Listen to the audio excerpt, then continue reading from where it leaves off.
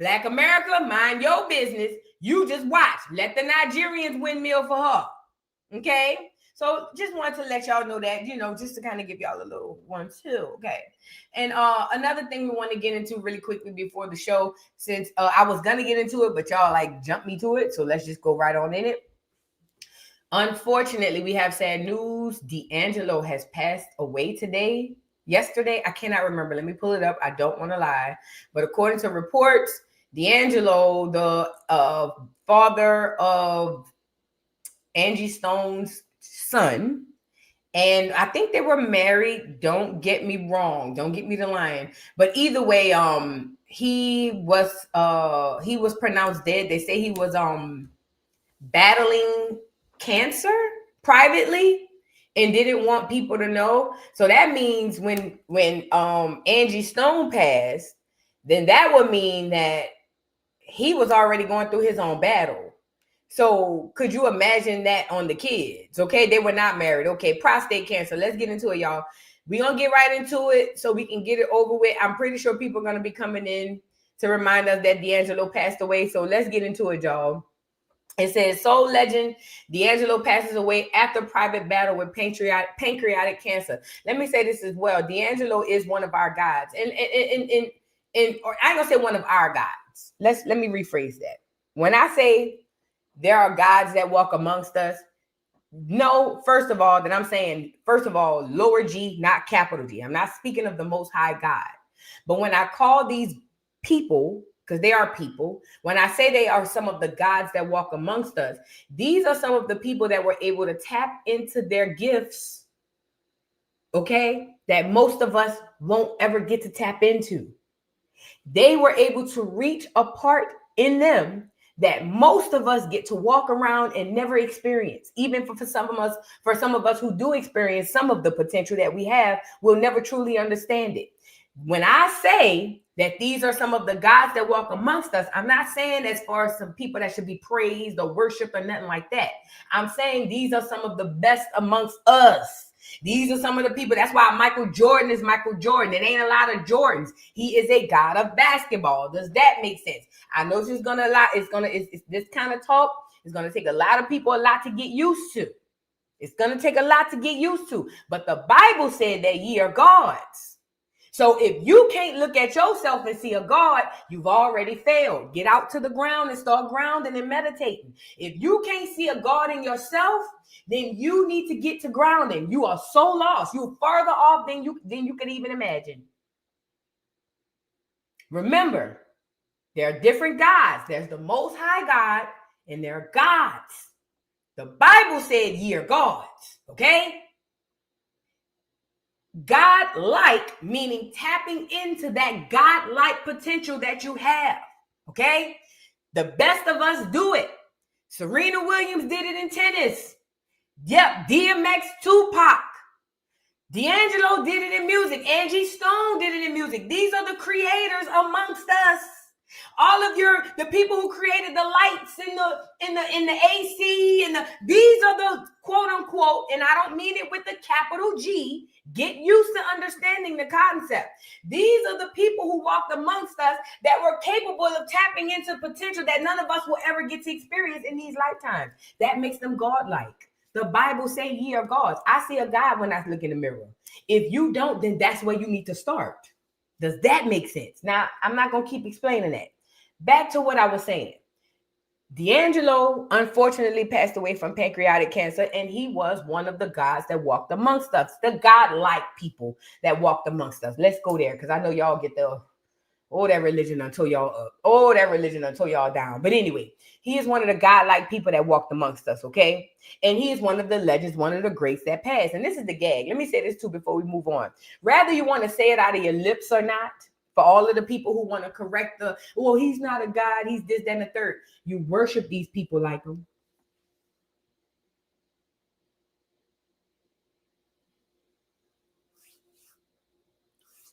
So it's easy for you to worship them, but hard for you to say it. And I'm telling you not to worship them. What I'm telling you is recognize potential and tapping into a God-like quality. Y'all worship these celebrities every single day of the week. Y'all worship politicians. Y'all worship YouTube. Y'all worship people every single day of the week. And the moment I say there's a man who tapped into his God-like potential, oh no, he ain't no God now. He ain't no God. You made him a God. You made him a God. In the sense in which you're trying to defend, not me. You made him a God. So now you have to grapple with that and then come back to me and listen to what I'm telling you. He is a man who tapped into his God-like potential. Most of us will never get to do it. It's hard. It's a hard concept to follow because you can't even fathom the words. Again, Diangelo was one of the guys who fell amongst us. And I'm only saying that in the sense of he was tapping into his potential, okay? But with that being said, he has passed away from pancreatic cancer. And we're going to get into it. It says, soul legend Diangelo passes away after private battle with pancreatic cancer. I'm so glad he kept that private. It says, R&B and soul legend Diangelo has passed away following a private battle with pancreatic cancer. He was 51.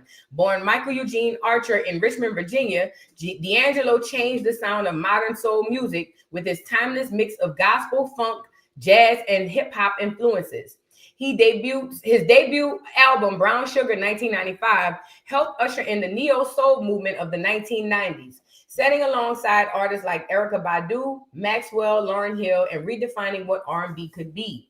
The album sold over 2 million copies and delivered instant classics such as Lady, Cruisin', and the title track, Brown Sugar, solidifying D'Angelo's place in music history.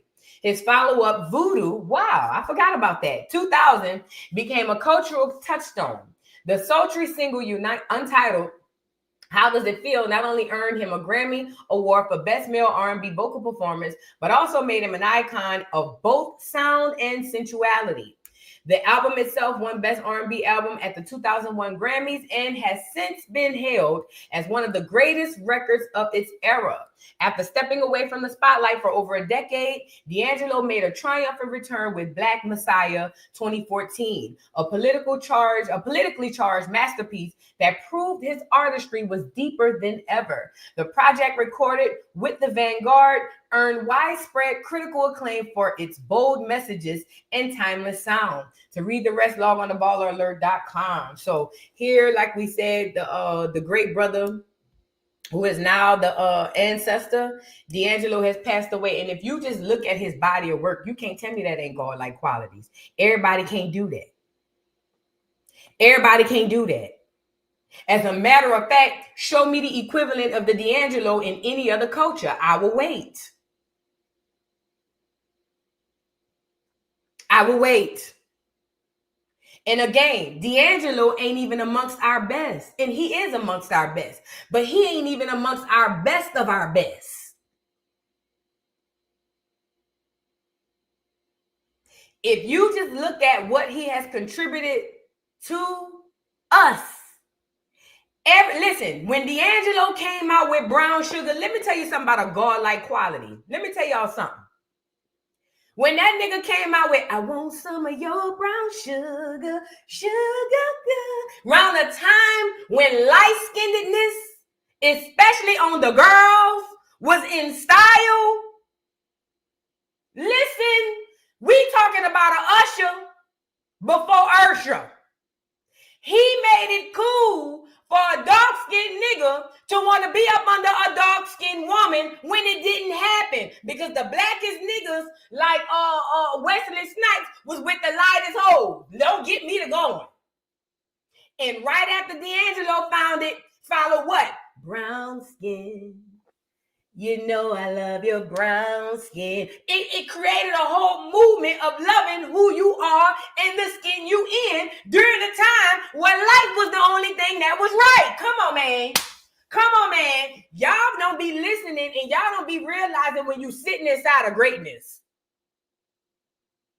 He ushered in a new way of thinking to us through music. We just bopping and liking a song, not realizing it's literally changing the way we look at ourselves. Why do you think the enemy has a hold on music the way he have it today? Again, when I say he's one of our gods, I don't mean the most high God. No, there's no other. What I'm saying is, this is a person, a human that came to this earth, tapped into a God-like potential, because the book said, ye are gods. That means we made in his image. That means we have potential to do some of the things that he can do, correct? He's one of the people that came to the earth, tapped into his God-like potential, and completely shifted our entire culture. Period. Period. The average person can't do that. That has to come from a God-like quality. And he's born and hailed from the soils of Virginia. I'm pretty sure the roots run deep in that clay, in that dirt down there, man. Come on, man. We talking about one of us. Y'all got to stop downplaying yourself. It's so much so, we downplay ourselves so much so we don't even realize we doing it. That's that enemy gotten us minimizing who we are to ourselves, even amongst ourselves. Nah, put our grace up there. Put them up there. Maybe it can inspire some of us to be great. But again, like they say, he started or helped jumpstart the neo-soul movement. I remember Diangelo. And the first thing I remember, let me tell you something. I'm a dark-skinned girl. I'm dark now because I be outside. Imagine me being outside every day as a little bitty girl. I was black. It was hard on TV in the 90s to find anybody having anything nice to say about dark-skinned women. You just didn't see it. Every time you see somebody dark-skinned, they was either ghetto, hood, they either getting Jones on or ribbed on, they either fighting. All of the nice quality movies, all of the nice quality things came with the dark-skinned dude and the light-skinned girl. I'm telling you, I was there. When I see dark-skinned people, it etched in my brain forever. That's why I will always adore Foxy Brown. Because she was real brown. No shade to the original Foxy Brown. Foxy Brown looked like me. It was sexy and all the niggas was, she etched in my brain. I understand these times. These times help build me up. So I know it helped shape the rest of us.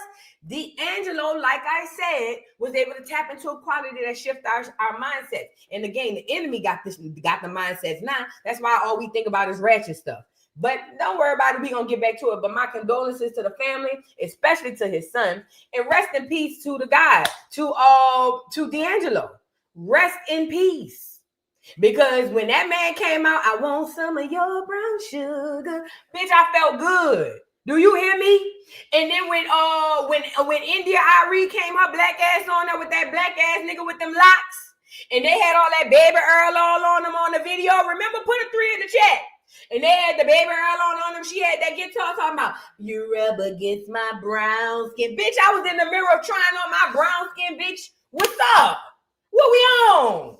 Stop acting crazy. Rest in peace to the God, man. Rest in peace to Diangelo. And like I said, my condolences go out to the family. We got to start praising our greats. He is one of the greats. I don't care what his personal life was. I don't care what he did on the outside. I don't care what he did on the inside. I'm telling you, his contribution to my community has made waves, and I appreciate him, and I love him, and I send my deepest condolences to the family. But he with the ancestors now. So he's straight. All right. Y'all, let's move on, y'all. Get the likes up on the video. Subscribe to the channel, y'all. Get the likes on the video. Listen, let me tell you something. When Foxy Brown came out, now let's really be clear. I am a Kimberly Denise Jones fan. Remember, Kim used to be my color too. Hello? So I am a Kimberly Denise Jones fan. But I will never forget how mesmerized I was when I seen Foxy Brown with her dark-skinned ass. I'm talking about chocolate from this woman's crown to the bottom sole of her foot, and I couldn't even see it. And not only was she chocolate like a Tootsie Roll, she was bad. Oh, she was bad. And all them niggas wanted her. That's when I knew I don't have, mind you, I had a light-skinned sister with freckles. I used to adore her so much, I used to wish I was light-skinned. Not when I seen Foxy Brown. Shit. Not after I seen Foxy, girl, bye. Not after I seen Foxy, because even Lil' Kim at the time started bleaching. She started going light-skinned and turning Puerto Rican and all of that. Foxy was black through and through. After I seen Foxy, especially me thinking I could rap, girl, bye. I already knew it was up. It was up. It was up. These are people who help shape the influence of the culture, and I will always appreciate them for it. Even if I have to drag them sometimes, I will always appreciate their contribution to the culture. Now let's move on. Y'all get the likes up on the video. Jay New Orleans, thank you for the super chat. Says rockin' rocks and tough with your Afro puffs. Right? I rock rough and tough with my Afro puffs. Hey, rock on with your bad self. Powerpuff Vu. Oh yeah, Powerpuff Vu. You know, I got a few aliases. Powerpuff Vu, Prophetess Vu. I came up with another one though. I got another one. We got a new name, y'all. We gotta adopt it. Thank you, Jay New Orleans. Voodoo Diamonds. Oh, yes. Do predict the future. See, Voodoo Diamonds and Prophetess Vu is two different things. Prophetess Vu can give you some information for the future that's going to help you to feed you. You know what I'm saying? It's going to help you to, to make the right decisions. Oh, yeah, I forgot. We got Dr. Vu, too. I'm Dr. Vu, too. But I just came up with another one. Me and Saint was walking, and I was walking and thinking to myself, and I said, you know what, self? What would you like to be today? They let all the rest of them niggas on the internet be something. And I said, well, I feel like I could be a Nostradamus. So I came up with the term Voodoo Diamonds. And see, in this role that I step in, see, it's different from telling you the future to help you. When I come to Voodoo Diamonds, this is telling you the future to save you. This is to warn you. So when I put my Voodoo Diamonds cap on, y'all need to be tapping in and keeping your ears open. This is real talk, okay? So we got Voodoo Diamonds, Prophetess Vu, and Dr. Vu. We'll come up with some more titles. Just give us some time. As time goes by and I start realizing, we'll come up with some more. But yeah, But it's Powerpuff Vu too. Add that to the chat. Add Powerpuff Vu. Do have the superpowers with the sprinkles. Hello. Thank you, Jay New Orleans says, sometimes you got to go in the bushes and weep. Word to Iyanla. Listen, okay? Hey, that bush helped me. The tree helped me when I was weeping. Okay. Y'all get in here and like the video. Get in here and like the video. Now, let's move on. I have so much to do, y'all. Like I said, rest in peace to Diangelo. I have so much to do. Remember, I keep telling y'all, America is Egypt. America is Rome. America is France. America is. We are the motherland. We are the beginning and the end. America, Black America. We are the Alpha and Omega. We are the gods of this world. Not all melanated people. It's us. It just is what it is. And this is no shade. All melanated people have God-like potential and God-like qualities because we are all made from the Most High's image and things of that nature. However, it's something special about these Negroes. You know, the ones that set up here in America. It's just, they hit specially different. Now, I told y'all, all lies will be exposed and everything is going to start coming out, right? Well, here we go. Mississippi King. Now, this is the Mississippi King, and pay attention to these sketches. Now, let me give y'all a background on some of these sketches for some of y'all who may not understand. Prior to Columbus and the Clears and Hernando, DeSoto, and all them coming up on here, and all of that stuff. Prior to that, what the enemy would do is come here and spy. They would come here and spy. And what they would do is go back and write these tales, these books. They would go back and go report to whoever they're reporting to. And they would always bring an artist to come in and sketch what they see. So this is why you would see a lot of old sketches on Google. Some of them are fake. Be mindful of that. But if you go look up these real books, you'll see old sketches and old things of these stuff, of the things that these people were seeing. Now, mind you, at the time, they were visiting and or spying. So yeah, Black people, just like we are today. You think about 2025, anytime Black people got stuff going on, what you see clear people doing? Standing on the side, smiling like this. And look, every time somebody look up and make eye contact, they hurry up. They just looking and looking. That's the whatever they do today is the same thing they did then. That's the same thing they were doing then. But the difference is they didn't have video cameras, so they would record what they saw and have artists come to sketch to give visuals of what they would see. So this is why you see a whole bunch of old artists and stuff coming up. Now, back to this. The Mississippi King. Now, that's where my bloodline originates from maternally. My mother's bloodline maternally comes from the soils, the clay of Mississippi, right? And anybody know about the Mississippians, the mound builders, you know, these are the people, the civilization, okay? Now, this is about the Mississippi King, but pay attention to this video, but also pay attention to the depiction of the art. If you look at this art and you look at the person in this picture, you can see a Black American that you know today. Mind you, these are artists that were drawing these pictures in the 14th, no, I ain't gonna say 14th, 15th, 16th, 17th, 18th century. These people been dead hundreds of years. They would have no way, no clue of knowing how niggas look in 2025. Because back in the 1600s, 1700s, and 1800s, they were not here. So all they had to draw off of is what they saw. Like I said, pay attention to the way these artists are depicting these people, because you'll see that these are you. These people are you. You'll start to see your uncles, your aunts, your mamas, your daddies, your cousins. This is here to enlighten you, to waken the ones who are supposed to be awakened. Let's get into it. 1600s, DeConing Van Mississippi, the Mississippi King, native king from Mississippi, according to European ethnographic publications. Such prints often combined real tribal imagery with imaginative elements meant for European audiences who never seen the peoples or animals firsthand. Mind you, remember all the clears coming in through Ellis Island. This is the land of milk and honey. The enemy is sending out newspaper articles, all type of smoke signals to all the clears all over the world. Do you want religious freedom? You want a new world? You want to step into something new? Come on over to America. It was like Suge telling everybody to come over to death row. That's what the enemy was doing, to pile all these clears in to try to get control of the indigenous people, which is us. Okay? Now, it goes on to say, ChatGPT, the American Negro is the American Indian. African American state Africa, we are indigenous to America. African American is a misnomer. That's a huge fact. You have to disassociate your mind, your spirit, and your body from Africa. If you don't, Africa will swallow you down. Let's get into it. So, I didn't know they had the music playing. Look at this picture, man.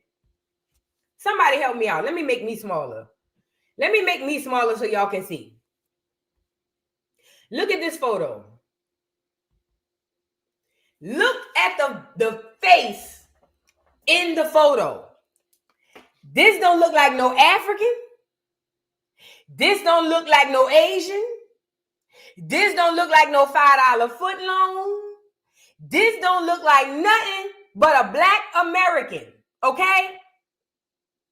Mind you, he's a Mississippian. This is a person, this is a Black man from Mississippi. Look at it.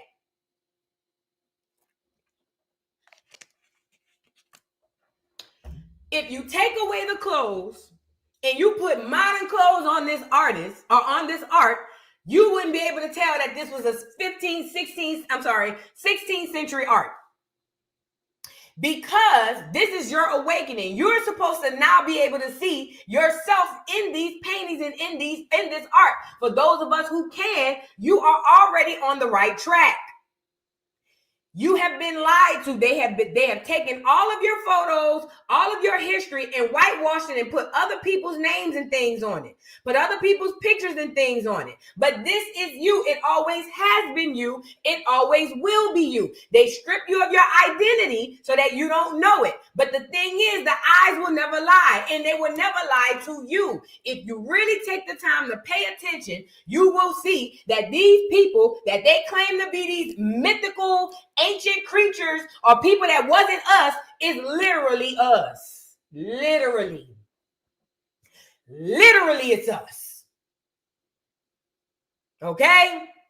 So I need y'all to keep that in mind. Like I told y'all, when it comes down to this doggone, this world with this internet stuff, with these museums and things of that nature, please be clear.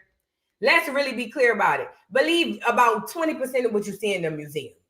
It's mostly all cap. I'm gonna be honest. Most of the museums, most of them tours y'all go on when y'all go do all of that, I'm going to tell you right now, it's mostly all a lie. It was all a lie. Guys, it was all a lie. She lied.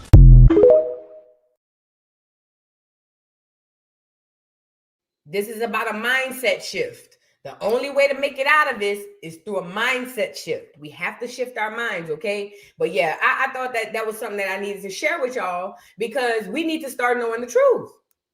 And the truth is, we ain't come off no boat from Africa. They did, okay? We didn't come off no boat from no damn Africa. They did. And I need y'all to understand that. Let's get right here with it. Hold on. Like the video, y'all, if y'all haven't already. We didn't come from Africa. They did. It was all a lie. The motherland and out of Africa is just a theory, and no man today, past or present, moving forward to the future would ever be able to prove that theory to be correct, because it's not correct. It's a lie and it's an illusion. It's a Hollywood production created by the people, the elite who rule this world and has miseducated the whole earth. The real ancient antiquity, the most ancient pyramids, the most oldest statues, the most oldest monuments goes back to the Americas. The most ancient people who also happen to be melanated, dark-skinned people of my ethnic group, we are the oldest people on the planet. When you say the word N-word and you hearing the word nigga and everybody think that's a bad word, that actually goes back to the word Naga, which means the primordial people. And to prove this, we have the Naga Mound right in Ohio. The Nagas goes back to the most ancient primordial people, the people who came with creation, not just a part of the earth, but a part of the whole universal creation. And again, the Naga Mound is right in Ohio. In addition to the Naga Mounds, we got pyramids right here in the United States, all throughout the United States. Any state you name, you're going to find pyramids, which they're going to try to call mounds, but they're called truncated pyramids. So basically a mound is nothing but a truncated pyramid or a flat top pyramid. And they're all throughout, just not the United States, they're in Central America and go all the way down to South America. You got ancient tombs and ancient temples all throughout the Central America that the grass has grew over, just like the pyramids up here in the United States, the grass has grew over. Also, the most ancient bones you found in America, the oldest bones are going to be of what they call the Negroid people. Not of what you call the Siberian people or the people with Asiatic features, or just simply Asian, white tea, or whatever the so-called government wanted status they wanted to give them at the time, or what they could buy into. Yes, you're not going to find those bones nowhere over America. You're going to find the so-called Negroid people bones all over the Americas. And in addition to the bones, you then can go look into the different temples and how the indigenous people depicted themselves. The indigenous people all over the Americas always depicted themselves with quote-unquote Negroid features, meaning big noses, also big lips, dark skin. Even the colonizers, when they came over here and they described who the people they seen, they called them Negroes de Terra, or Negroes of the land. So it's so many ways to cut this down. These people are lying. They're lying. It's a lie. It's an illusion for the purpose of colonialism and imperialism. For them coming out of Europe and Asia, because it's Eurasia. See, they only give you they only give you the Europe part. They don't tell you about the Asian part.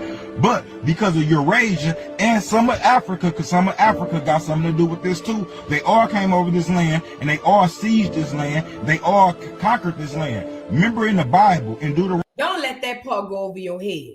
And see, this is why the Most High warned us not to frolic with them people. And every day I think about the story about Adam and Eve with that apple. It wasn't no goddamn apple. It was the Most High saying, y'all stay y'all ass in here. Don't go out there frolicking with them people. Leave them people alone. They not to be trusted. The Most High said to us, I know they ain't be trusted. I created them.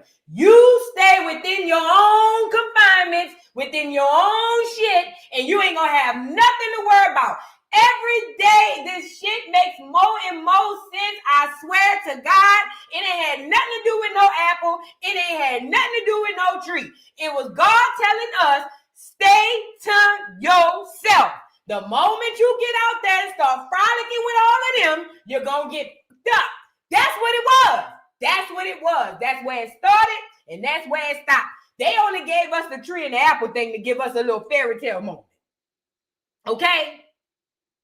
Because as we can see, the only way to get out of this is to completely shut the door. And if the only way to get out of this is to completely shut the door, then we got to go back to the movie Sinners and know that the only way to not have this happen again is to never let them in. And then we got to go back to the Bible where it says, don't frolic and mix with them people. Boom. Now the book said that. The book said that. I ain't said it. I'm just trying to put the two and two together. We've been messed up ever since we started frolicking with them people. And when I say us, I mean North America, South America, Central America, the Caribbean. I'm talking about all of us. The moment we started frolicking with them people, we've been jacked up ever since. And one thing this young man said that made all the sense in the world. The Europeans, the Asians, and the Africans all got together to come over here and play on us. Think! Who running shit in our neighborhoods? Hello? Give me a second. I'm working. Who running everything in our neighborhoods? Who own the food shops? The Asians? Who own all the gas stations? Who own all the liquor stores? The Arabs, right? Ain't them the Africans? Hello?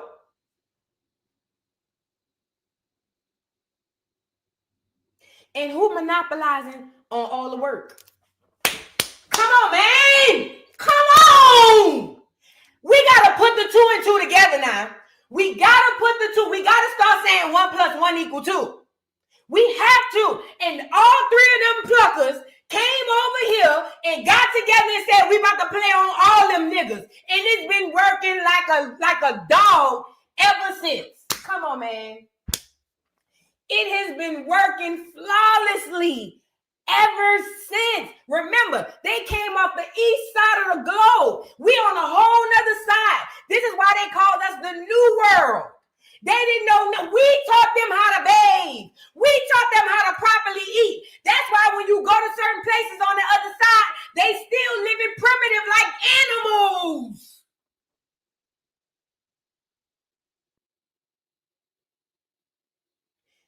The enemy done lied to you and told you that you came from Africa and that all of this civilization, all of this culture, everything you done had came from some mythical place in Africa, from some mythical people that we ain't never met. Whole time, there's nowhere in America where you can find the poorest, the dirtiest, the lowest of Black Americans who don't wash his ass and feed himself properly. I'm talking about the poets of the poor. But go to certain places, this is no shade, shout out to Africa. But go to certain places in Africa and they still living like the fucking Flintstones, bruh. Come on, man, think. Use your brains, y'all. Think about it.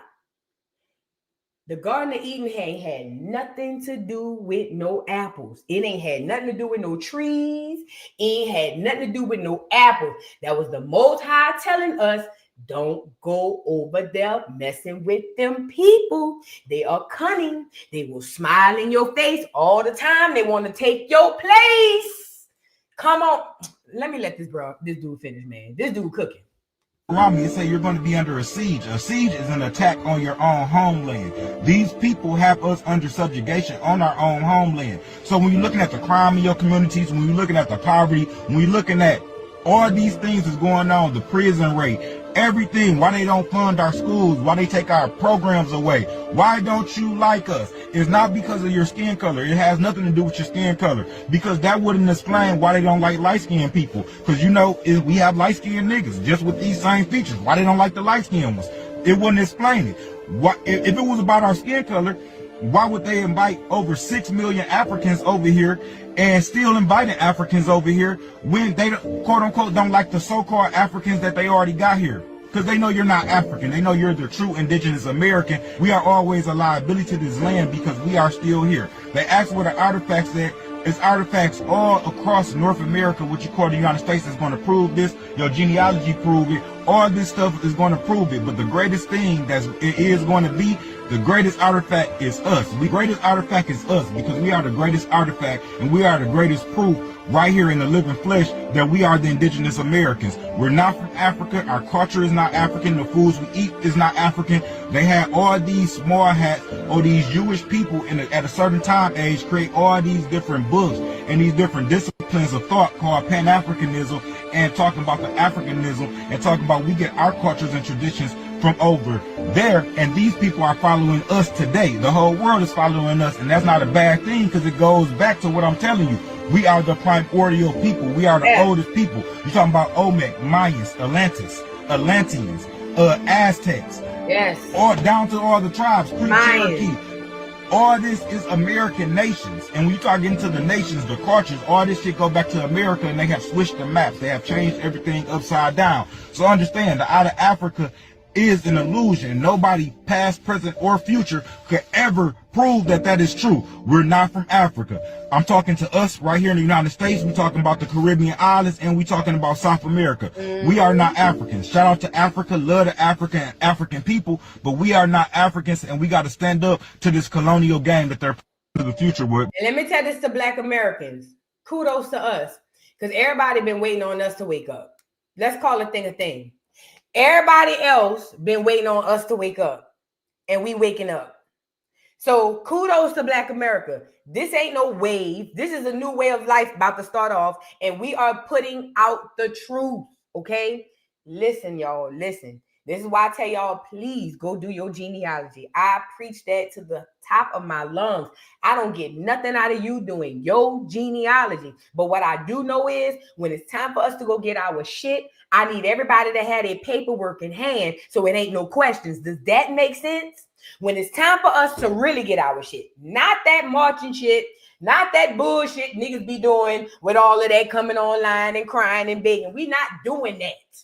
When I tell you to do your genealogy, what I'm saying is when it's time for us to really go get our shit, you need to have your paperwork in hand.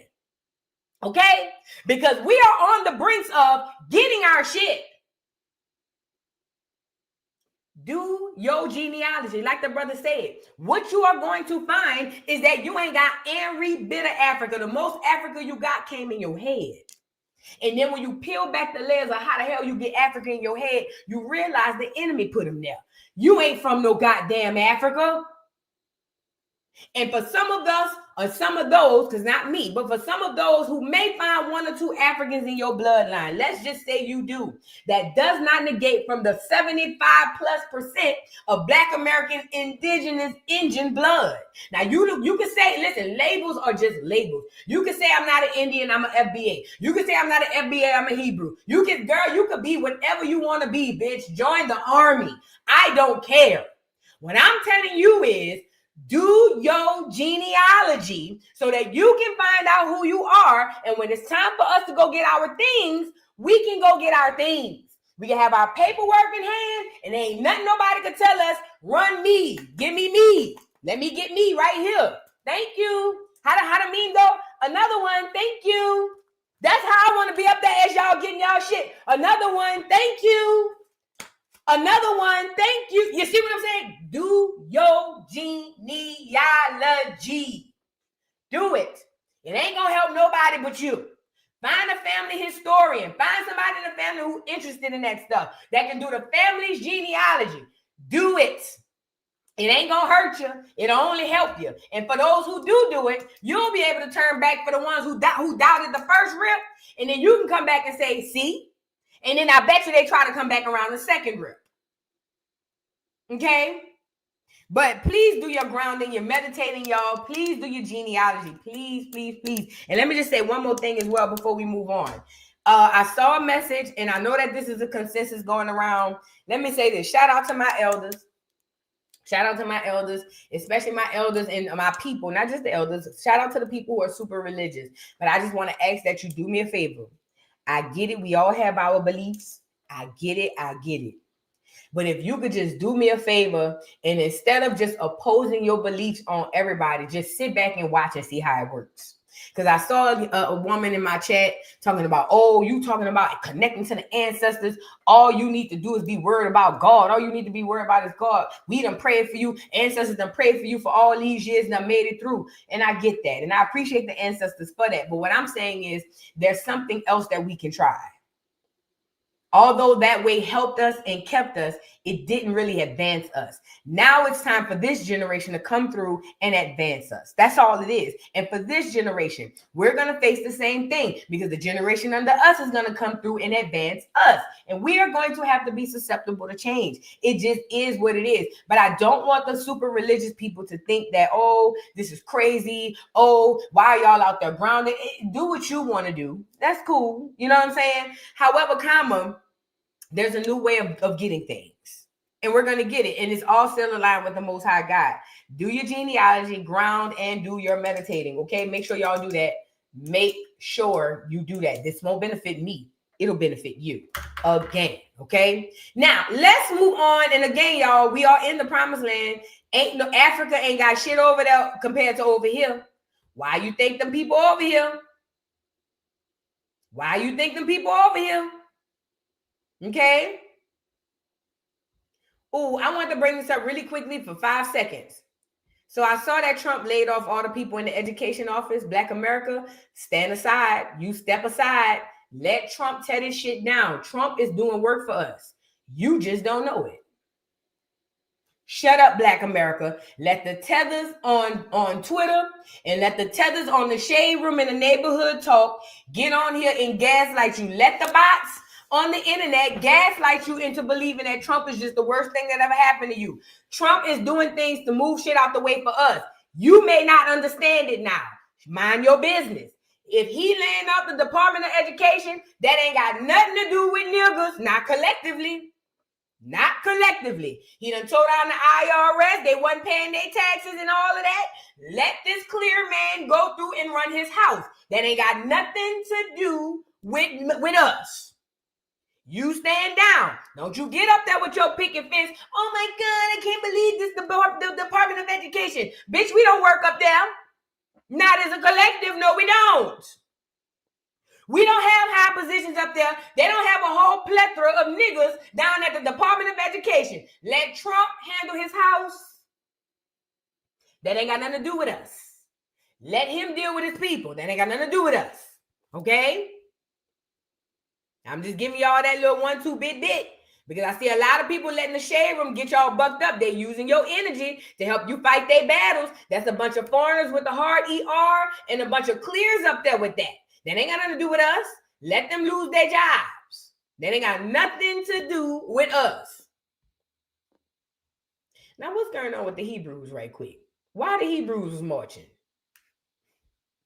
Shout out to the Hebrews. Girl, why the Hebrews was marching the other day, girl? They said it was in LA marching.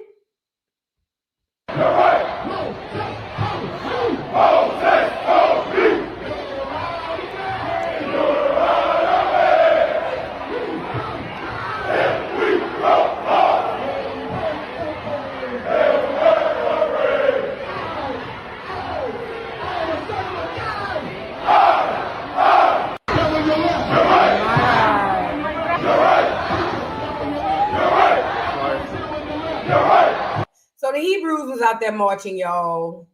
So many felons I can't count. The Hebrews was out there marching. Shout out to the Hebrews. I don't know what y'all was marching about. It said the Hebrew Israelites stormed the arena, but God was all over the building. Israel in Christ, that's a lie. Hebrews are not in Christianity because Christianity is sun worship. What? Oh, girl, I'm getting up out of here. Y'all got a lot going on. Oh, girl, the Hebrews cutting up. Anyways, they was out there marching up the street as if the police couldn't come out there and arrest at least 90% of them. But either way, it was what it was, child. Shout out to the skirts, bro. Shout out to the skirts. Anyways, y'all get the likes up on the video. Get the likes up. Let's get into this part, y'all. So I want to get into this Momma Dee situation. Let's get that over with. Did y'all see this interview with Momma Dee and her son? Let's talk about the weird relationship some black women have with their son. Yeah, like I told y'all the other day, some black women act like they want to sleep with their son. But some black women also don't realize how they traumatize their son. I watched this interview with Momma Dee and Scrappy, and we already know Momma Dee was a pimp. We already know that. And we all know Momma Dee was inappropriate. We already know that. And we already figured some inappropriate things that happened because Scrappy talks about it all the time. But in this interview, it was the most cringe thing I've ever seen because in this particular interview, Scrappy was telling the story about when he was 14. I think this is the one. Oh, no, this is another one. This is the one when his mama walked in on him having sex.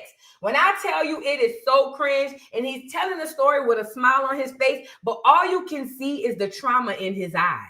And he literally is saying, I was traumatized. And this shit is cute. Like Momma Dee is thinking this shit is cute. This is sick. And this needs to be studied. Let's get into this, man. This is weird. And then I want to show y'all the one where he was talking about when Momma Dee had he was 14 years old and Momma Dee had prostitutes at his 14-year-old birthday party. Look. 15. No, it had to be like 14. Okay. You know what I'm saying? 14. Couldn't do nothing once he got next to the pool now. They had to free him, honey. No, but she actually done walked in on me like several times. I called the girl Riley. One in. What was your reaction? Look, one as a teenager, once as a grown man. I'm like, you know, all I can say, she rode him well.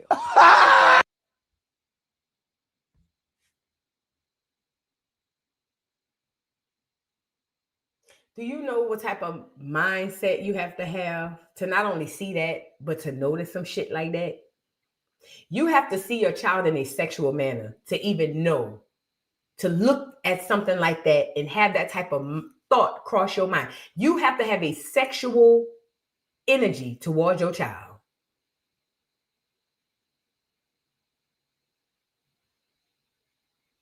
When I tell you that part cringed the fuck out of me, and they got so many people who really deal with their children like this and think this is regular.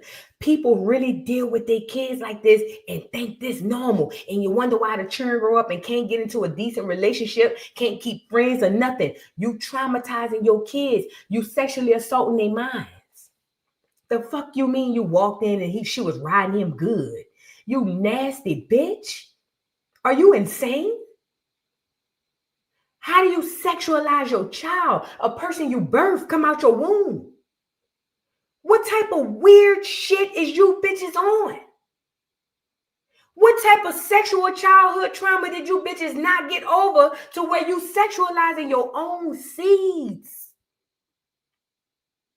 When I tell y'all it's a bunch of unhealed kids walking around here, I don't be talking out the side of my neck. Momma Dee had to be violated to the levels that we can't even discuss for her to not only be a prostitute, not only be a pimp, but to sexualize her son in a manner in which she has been doing.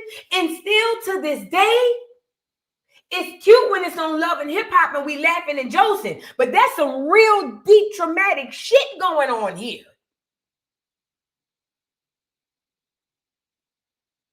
You saw your son in a position that you would see a man that you would sleep in. You had to see him like that for you to say some shit like she rode him well. That means you had to disassociate the fact of him being your child in your mind and replace that with a man you might fuck. And that's what women do all the time with their sons. Y'all ready to have a conversation or no? Let me let Momma Dee finish cooking because I'm going to hurt somebody's feelings. I want to say. Do you stop when she walk in? okay. Okay, so. Is it like, Mom? I would tell you get your ass up, but she's doing a good job. Look, one time. I didn't mean it. You know, I it was dark. Look, I can't say no name. One time it was somebody famous, right? Oh, and then the first time when I was in high school, something like that. And so that was like my high school sweetheart or something like that. Okay. So it didn't happen the first time. It was just like, oh. And then it was like, she shut the door. I just seen the silhouette. Because she was like, I didn't see the actual. She did like this. She was like, oh, shit. Like, just shut the door. Like, and I was like this. I was like, Okay. all right. You know what I'm saying? I do not want to analyze this situation the way I'm analyzing it in my head, but fuck it. How does he look at his mama to where you look up and see your mama there and you could continue to keep going? I'm not talking about the conscious, and I'm not talking about Scrappy. I'm not saying nothing about Scrappy. I'm talking about the subconscious, the shit you can't control.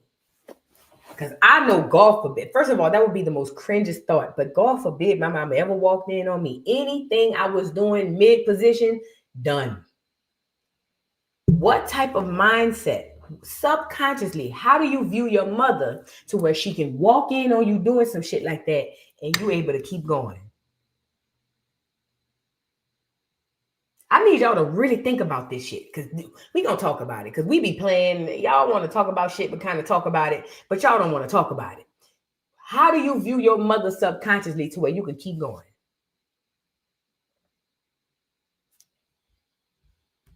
Mm-hmm. And look, One time for the rodeo. Look, the second time, look, Mom Duke was over there. She was helping me watch my daughter and stuff, right? And so I'm up in my living room, cuz I'm like, you know, Mom Duke, she down there sleeping. Like, man, come on, cuz, what's up?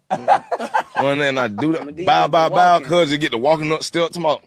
Oh, my bad. I'm like, Not my man. I'm like, hey man, like, what's up? I swear. Shawty was like, man, I know. When you say your mama was here, She all right. She cool. She down for the culture. Yeah, down for the culture. I believe Momma Dee get off in a weird way by Scrappy. And I don't mean physically. Something inside of Momma Dee gets her off through her son. And I don't mean sexually.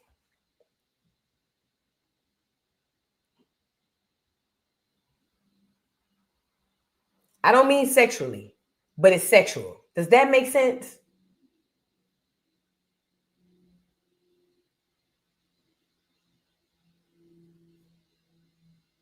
Like, I don't think she would ever want to sleep with her son or violate her son, but there's some sexual energy about how obsessed she is with Lil Scrappy. There's definite sexual energy there. It's almost like a lot of people don't know this, but I study serial killers. I'm fascinated by serial killers, right? And what people don't know is most serial killers, a lot of their killings is attached to their sexual endorphins. They get aroused sexually when they kill. The two connects, right? No, Scrappy not our only child. Scrappy, she got a daughter. So sex in the brain, because remember, it's about activating endorphins and putting stuff, you know, making stuff go crazy in your head. So even though your body experiences one thing, your brain is experiencing something different.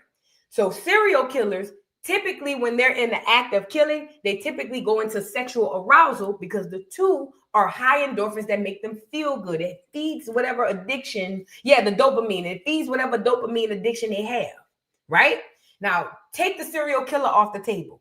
And I'm just analyzing. I ain't nobody. I ain't no doctor, no psychologist. I got a degree in psychology, but I ain't no psychologist. But what I'm saying is Momma Dee subconsciously, not consciously, but subconsciously, there's a sexual in nature way that she views her son. This is what makes her capable of walking in on him while he's having sex and seeing him in a sexual manner. This is what makes her want to throw him a bachelor party, have him a 14-year-old birthday party and have strippers there. There's something in Momma Dee's subconscious, in her endorphins and her dopamine, that gets her high to see him sexually aroused. And again, I'm not saying that Momma Dee want to sleep with her son. There's a lot of black women who don't want to sleep with their son, but in your brain and in your subconscious, you're sleeping with him all the time.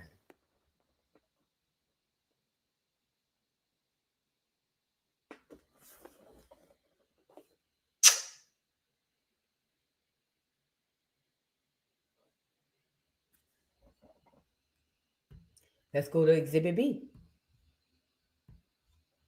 Yeah, that was a hard one, huh? That was a hard one, huh, Fad?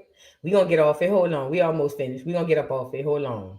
That one gonna hurt. That one hurt a little bit. Because I know it hurted me when I said it. That one hurt a little bit. I get it. It hurted me. Uh-huh.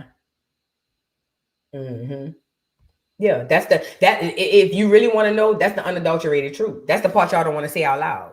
All you bitches, let me say this part. I ain't gonna call y'all bitches. All you women who idolize your kids, who put them up on this pedestal, dress them like the niggas you like to date.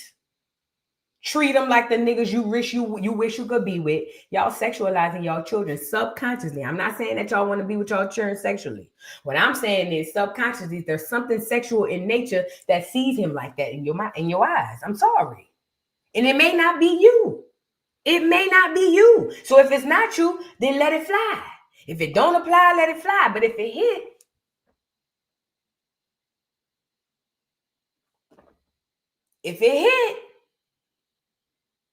and it ain't just with the boys. Some of us do it with our daughters too. It ain't just the boys. A lot of you hoes treat y'all. Now I ain't gonna call y'all hoes because we in a teaching moment right now.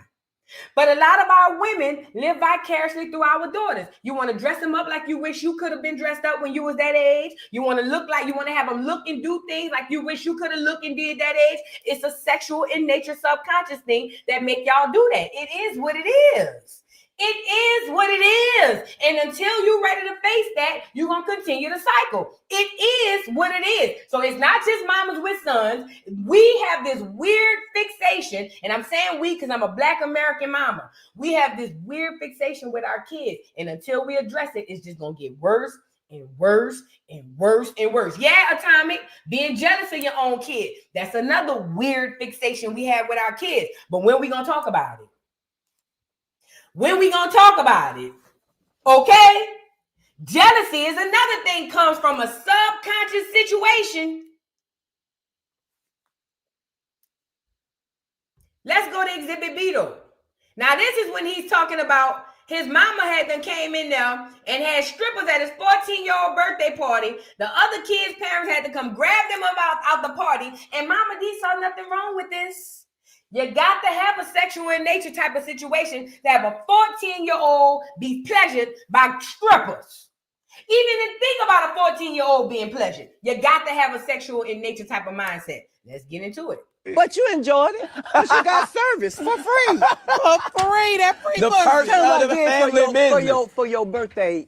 And Oh, tell the truth. What's she doing? I think I was 14 or something like that, and she, so I had a full-blown party, and we in the hood, like, Right. Okay. full-blown, everybody came, because they, you know, we popular in the hood, you know what I And mean? then I had the So hoes. look, she had the hoes, And so, so- hold on, Mom. Okay, go ahead, you tell her. it. Man, Mama said, hey, come on, let's get it started. Blew the whistle. Boom. Put the girls out. How about they went and got their parents? Yeah, Oh, cause what? we The had, girls. The little girls. My mama had, Now the young teenage my girls. mama had strippers in there Right. Yeah. for my 14th Got birthday. rid of the So school they girls really and got- brought the real ladies in, the exactly. grown Yeah, women. the grown Yeah. women. And 'Cause you everybody. know- And it's another thing too, because I'm tired of women not being held accountable. Flip the roles. Momma Dee is a daddy and Scrappy is a daughter. Nah, we gonna do it. Flip the roles, because it's all inappropriate and it's disgusting. That's why the women able to get away with it the way they're able to get away with it. Flip the roles. Momma Dee is the daddy and Scrappy is a girl. Scrappy turned 14. Let's say Scrappy name is Seneca. Seneca turned 14, and the daddy want to bring some male strippers in for Seneca to make sure Seneca don't turn into a dagger. Are we laughing and slapping five about this? Are we smiling and laughing and kikiing and, oh, girl, I know that's right. Are we doing that? What we doing?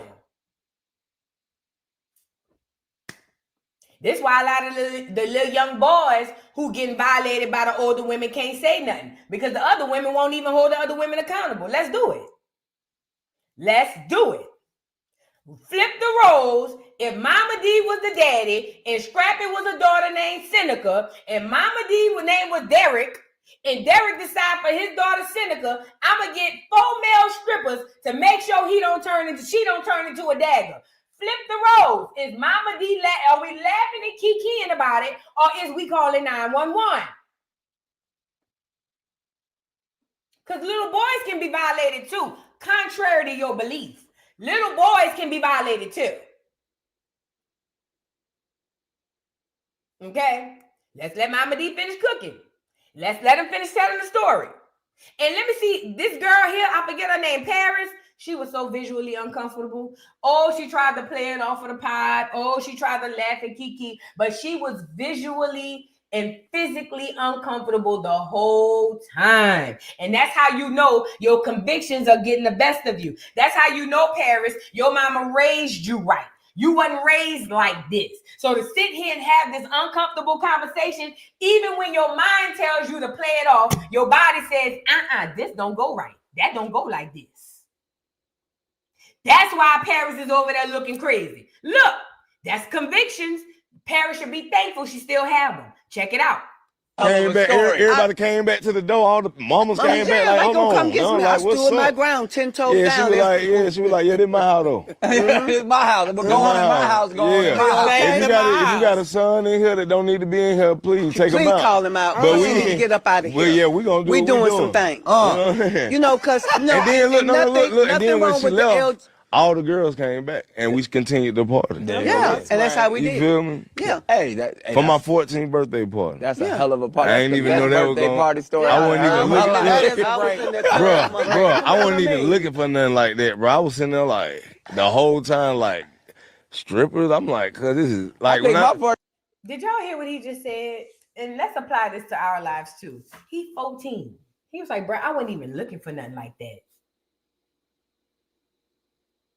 I be seeing y'all spend all this money on all these things y'all buy for y'all kids, and it don't even be shit y'all kids want. Especially for y'all who be flexing for the gram and flexing for Facebook. Y'all be doing this for y'all. Y'all don't even be doing it for the kids. Momma Dee had strippers by Scrappy by the house, not for Scrappy. That was for Momma Dee. That ain't had nothing to do with Scrappy. That ain't had nothing to do with Scrappy. Scrappy said, I'm 14. I wasn't even thinking about this. This was all for Momma Dee. This ain't had nothing to do with Scrappy. Nothing. But he gets to be traumatized by it because Momma Dee ain't deal with her demons. Basically, you see that generational curse? So Momma Dee didn't deal with her demons. So now she turned around and have a kid and subject him to all of this lifestyle that she thinks is going to make him a man. And he's literally going to look her straight in the face and say, you traumatized me. And then we wonder why Scrappy can't be good and decent to a woman. He don't know what it looks like. He's never seen the value in a woman. He don't even see value in his own mama.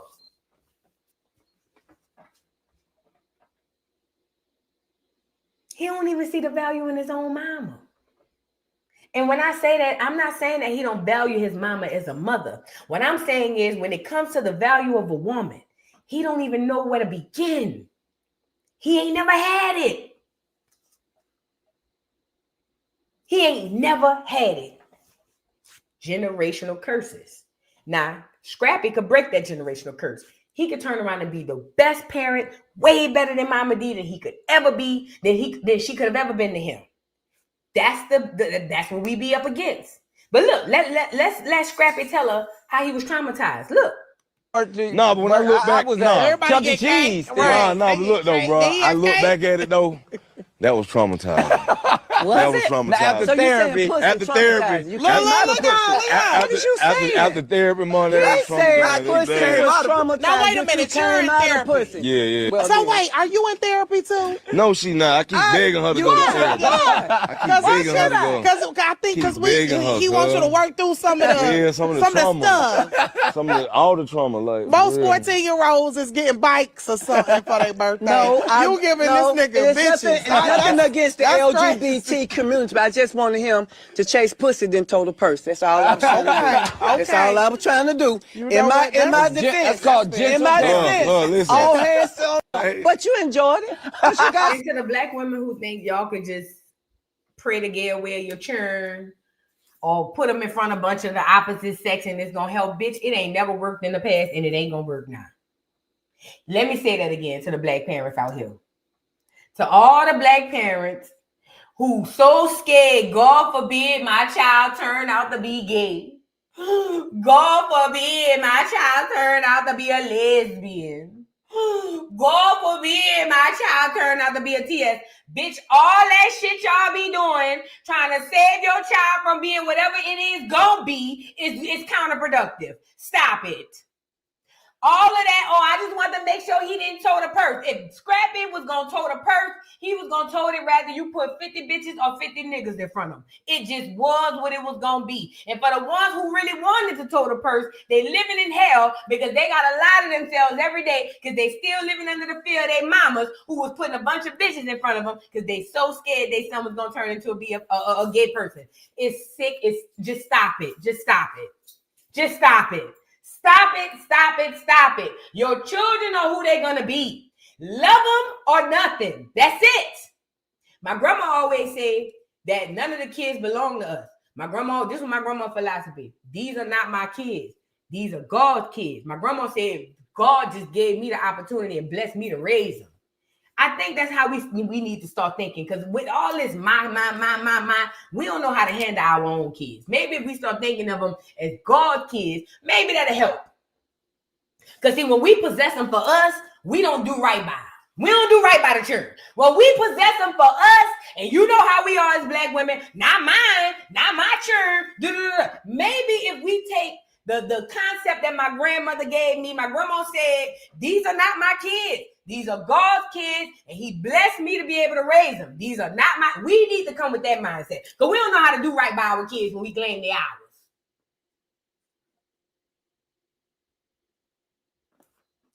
Anyways, it's sick. There was nothing funny about it. And it's the horrible, harsh truth that we need to face in our community. We got a lot of shit to work on. We so busy worried about what them people doing in Israel, what them people doing in Asia and Africa. Girl, screw all of that.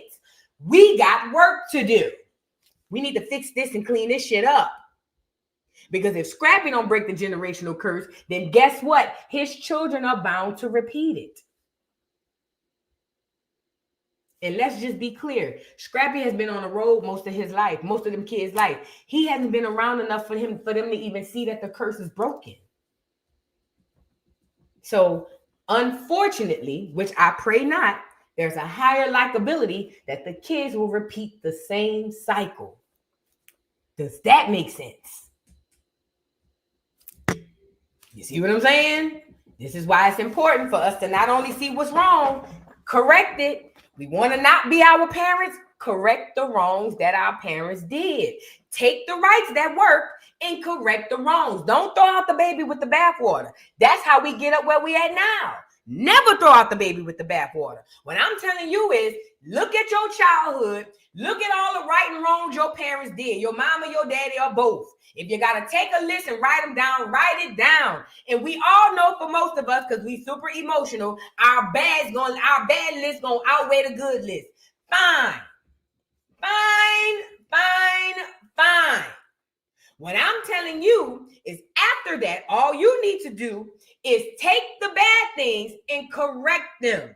Oh, when I got caught with that boy, instead of my mama asking me what was wrong because I didn't want to tell her that I got violated, let me find out how to way when I catch my daughter, or God forbid I catch my daughter, I can have the conversation with my child so I can say, baby, what's wrong with you? This ain't like you. Where did you come from with this behavior? Correct the things that our parents that we deem to be wrong. For instance, I'll give you an example. My mama told me, I remember I was about 9, 10, 11, 12, 13, I don't know. And I remember my mama friend and her child came over there and they were thick as thieves. And I remember I looked at my mama and I said, Ma, I wonder why we can't be friends.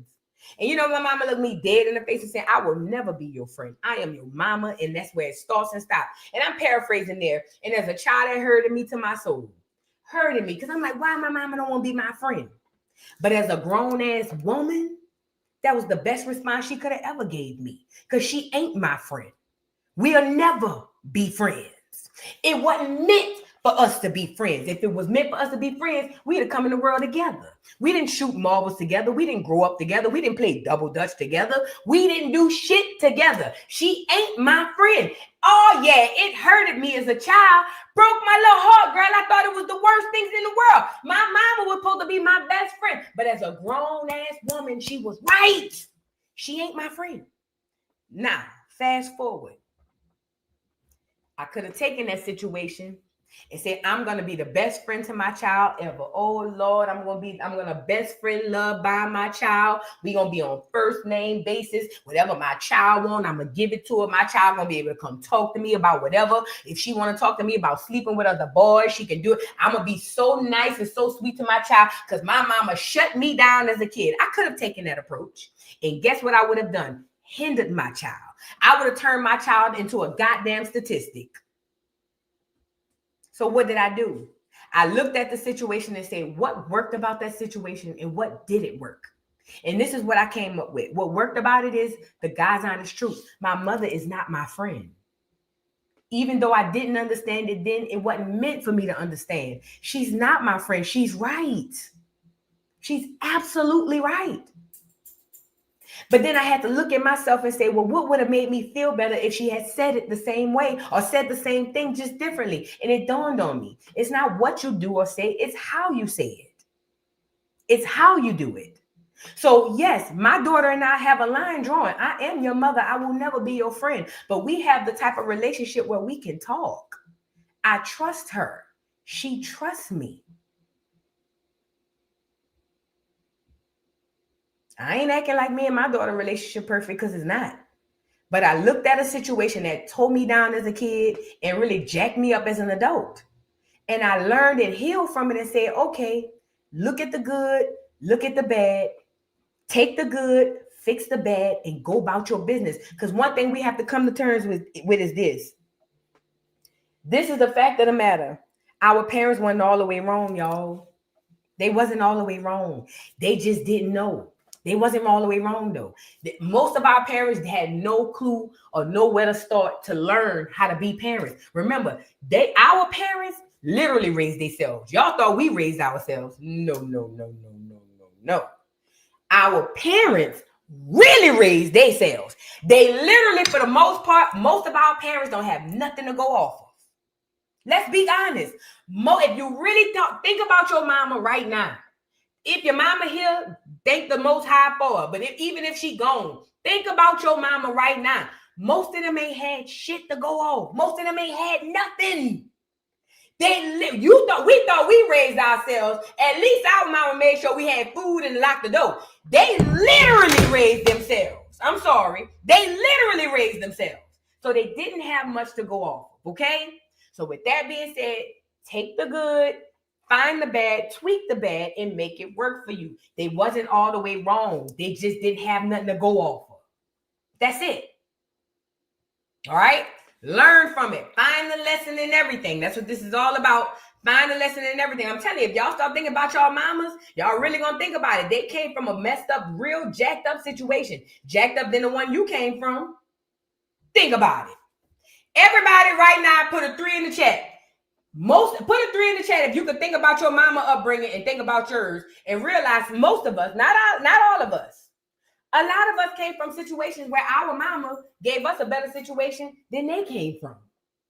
So, and then we turned around and did the same thing in my generation, but we fucked it up. See, when we got our coin, we went overboard trying not to be our mamas, and we ran right into a brick.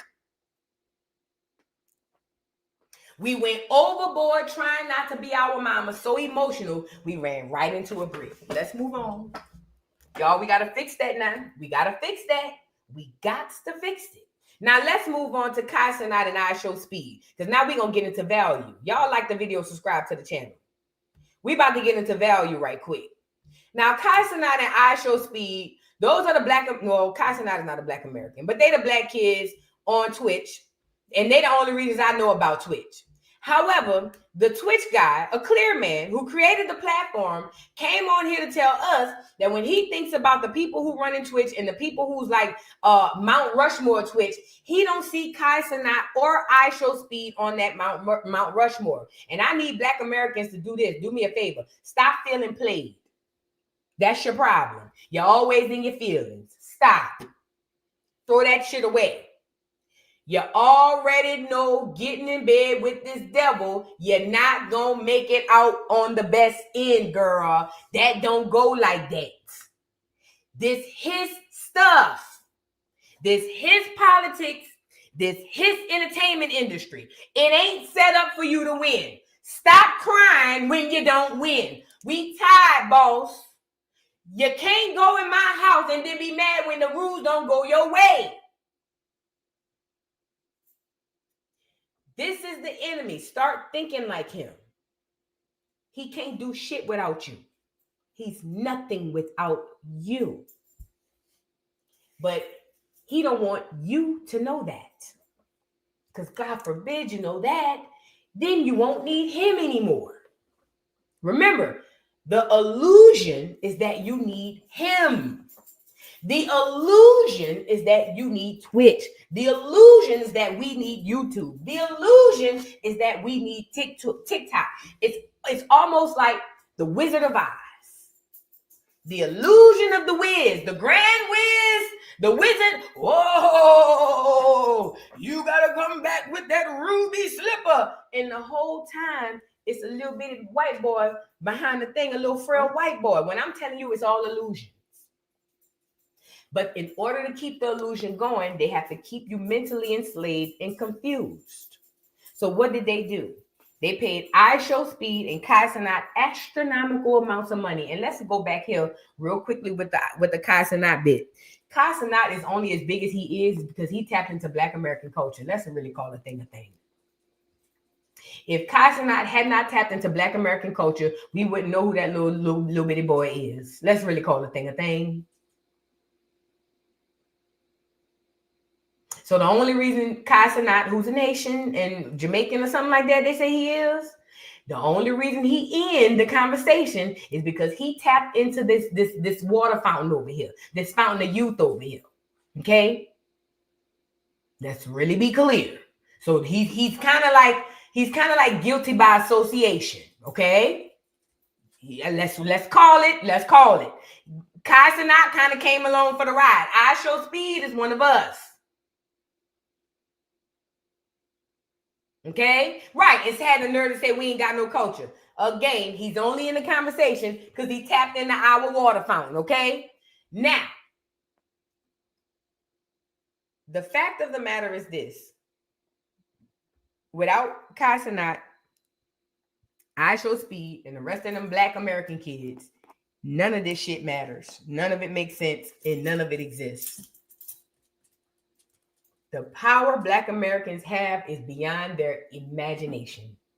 And the reason I know this is because we continue to walk around with all this power and letting these crackers pay one or two of us millions and millions of dollars and making the rest of us think we don't have the power to do the same shit. Then when we get in they shit and turn they shit up, because that's what we do everywhere we go, we get in the white boy shit, turn it up. Then he always turn back around and give us they ass to kiss. And then we as Black Americans go, oh my God, this is horrible. I can't believe that they would do this to us. Oh my God, we need to just pray and wait for white Jesus to come back.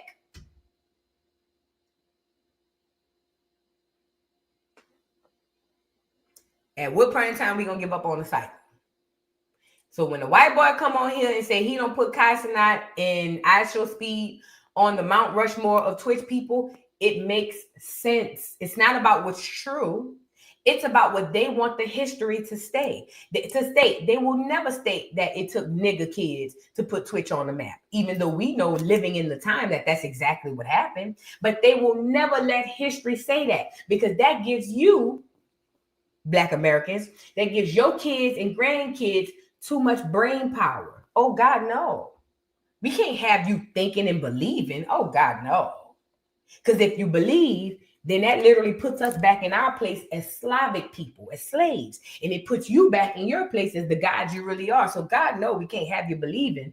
No. So let's take one or two, put them on this platform, make them big. Mind you, we're going to make them think we're helping them, but they really helping us. Then once they blow up the platform, we're going to toss them off to the side and tell the rest of them niggas, oh, y'all ain't got it like that. Oh, dude, y'all ain't got it like that. Ain't like that. No, God, no. Oh, dude. Y'all, I mean, y'all cool. Y'all straight. But y'all ain't all of that. When you begin to think like the enemy, you expect his response because you already know what it's going to be. Stop feeling played. This day shit. Again, stop feeling played. It's they shit. Let's get into the white boy telling us that the two people that made the platform ain't on the Mount Rushmore of people who made the platform. Stop feeling played. Let's do something about it. You kind of, it probably should be more historical. Yeah. You know, in other words, Kai is big now, but you know, arguably it's like, now he asked me, so I had to put him on there. But arguably it's like, look, you're great, but you can't be on the Mount Rushmore yet. See, I put it should be Speed, Kai, Queso. Right. When like no, there's like so. Well, initially when I was doing it, because of course part of it is you just don't remember people. And initially I mentioned Speed, and then I was like, oh no, and I swapped Speed out for Queso. Yeah. Okay. Ishowspeed make these crackers billions. Get me up here. Get me up here.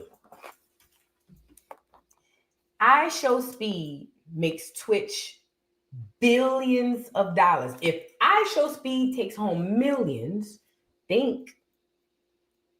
If Ishowspeed takes home millions with an M worth of dollars, then what do you think he makes for Twitch?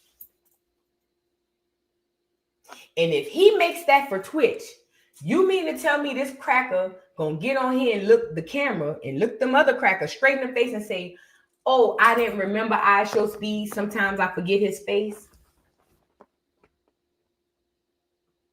Jerry Jones know every nigga on that field, from the nigga who make $100,000 a year to the nigga who make $100 million a year. Cause money talk and bullshit walk. Okay? You think that cracker don't know who Ishowspeed is? You think Ishowspeed slips his mind? Think. Come on, man. Think. That one person make him billions of fucking dollars, and you want me to believe that he don't be remembering Ishowspeed, but Jerry Jones could remember the nigga who work on the Water Boys? Use your brains, y'all. Think about it. Think about it. This is a way to slap you across your face to show you that, hey, I'm in charge. And remember, this is his story. He gonna write his shit up the way he want to write it. So regardless of how bad y'all feel or how mad you get, it's his shit. So he's supposed to get in this TV or get on this camera and look you dead square in the face and say, who? Ishowspeed? I don't know who they. Oh, I remember him. He's supposed to do that. It's to keep up the charade that you're not who you are. That's why you running around here scared to call yourself a god. But he know you a god. Hey, what Erykah Badu said, most intellects do not believe in God, but they fear us just the same. Okay, but of course all the idiots on say, you kind of, it probably should be more historical. Yeah. You know, in other words, Kai is big now, but you know, arguably it's like, now he asked me, so I had to put him on there. But arguably it's like, look, you're great, but you can't be on the Mount Rushmore yet. See, I put it should be Speed, Kai, Queso. Right. When like no, there's like so. Well, initially when I was doing it, because of course part of it is you just don't remember people. And initially I mentioned Speed, and then I was like, oh no, and I swapped Speed out for Queso. Yeah. Okay. But of course all the idiots on say, you kind of, it probably should be more historical. Yeah. You know, in other words, Kai is big now, but you know, arguably it's like, now he asked me, so I had to put him on there. But arguably Them people know who we are, man. Them people know exactly who we are. The hardest people to convince is going to be us. And that's the worst part. But this was done by design. You know, when them people realized that their gig was up tens of years ago, they said, we need to make it so hard for these niggas to wake up. We need to make it asinine. I'm talking about beyond leaps and measures for these niggas to wake up. And they did a damn good job. Oh, girl, I've been windmilling against my own people since I came into the spiritual shit. Girl, please. They did a damn good job here. When I tell you it's, I understand Harriet. I could have saved more if they only knew they were slaves, huh? Stop feeling played. This the white boy shit. Let them write his story. Listen, they won't be around to live to know it no way. They won't be around to know it no way. They won't be around to read it collectively no way. Let them write their shit up the way they want to write it up. They won't be around to read it to nobody. The only way out the door. Let them write that shit up. We just have to keep steadfast and use our discernment to find the truth and only regurgitate that, okay? But Ishowspeed and Senat, I'm pretty positive they don't care. They're millionaires. They're kids. They made more money than their parents could even fathom. And that's another thing done by design, but we're not going to go there. Let's move on. Y'all like the video and subscribe to the channel. Joseph Galloway, thank you for the super chat, says Professor Vu. Suffice to write, you are on my Mount Rushmore of streaming. Oh, man. I think the folks in the chat will agree. Thank you so much, Joseph Galloway. I appreciate it. I ain't there yet, but thank you. Yes, this is exactly what Ye was speaking on in slavery. Yeah. To this day. To this day. To this day, we cannot be slaves if we just, it's all in our mind. We ain't gonna go that on. Because when I say that, girl, people think I be talking crazy. But I'm starting to realize, you know what I'm starting to realize, y'all? The only way to be successful, you have to have the innocence and the childlike mind. That's the only way to be successful. If you have and the reason why I'm saying you have to have the innocent childlike mind is because that mind has no fear. That mind has no doubt. It ain't tainted. Like it's just pure. And that's the only, I swear to God, as the time goes by, I'm starting to realize that's the only way to succeed in this life. You got to have a pure childlike mind. Because other than that, it's so many demons and devils ready to tell you what you can't do and what you ain't. It's ridiculous. And that's why all these demons and devils running around here in perpetual cycles. Because they keep telling themselves they can't. And then they won't look at you and tell you you can't. It's starting to make sense. 9, thank you for the super chat, says, hi, boo. I love your channel. I just always wanted to know, why do you say $5 foot long? LOL, I'm just curious. Oh, that's for the $5 Indians. I don't know. I started calling them $5 Indians, and then I thought about the $5 foot longs, and it just stuck. I don't know how I be coming up with some of the names I be coming up with, girl. They just be coming to me. I don't know. I don't know where they be coming from. The ancestors, I don't know. They just be putting it on me, child. Putting it on me, honey. It's Bree. Thank you for this, being a member for 17 months. Says, I am so happy to be here. I love you and Acorn. We have come a long way via the Mind Acorn stand up. Facts. We really have. And shout out to everybody, especially my day ones. The ones who've been here since the beginning, man. Shout out to y'all. Shout out to y'all, man. Let's get into this final story, this Turk versus Cash Money. I guess we could leave on a nicer note. I was going to talk about Steven Jackson, but Steven Jackson is trash. Let me tell you something about Steven Jackson before we get up off of here. We talk about this Turk with Cash Money. Steven Jackson is the dude who was friends, allegedly, so-called brothers with George Floyd. And you know, we 5 years after the George Floyd situation, I feel like now it's time to be honest. Steven Jackson ain't shit. Steven Jackson ain't shit. He ain't never been shit. He ain't never gonna be shit. He ain't nothing but a tall, linky, hooping ass nigga who got a second claim to fame by being cool with a nigga who got popped in the middle of the street on Facebook Live. Let's call a thing a thing. He fake, he phony, he childlike. He went into Chicago gangs to check in, and he a grown ass man, no old enough to be them children grandparent. He ain't shit. All he do is wait for somebody to say something about George Floyd so he can come out here and say something like he said something righteous.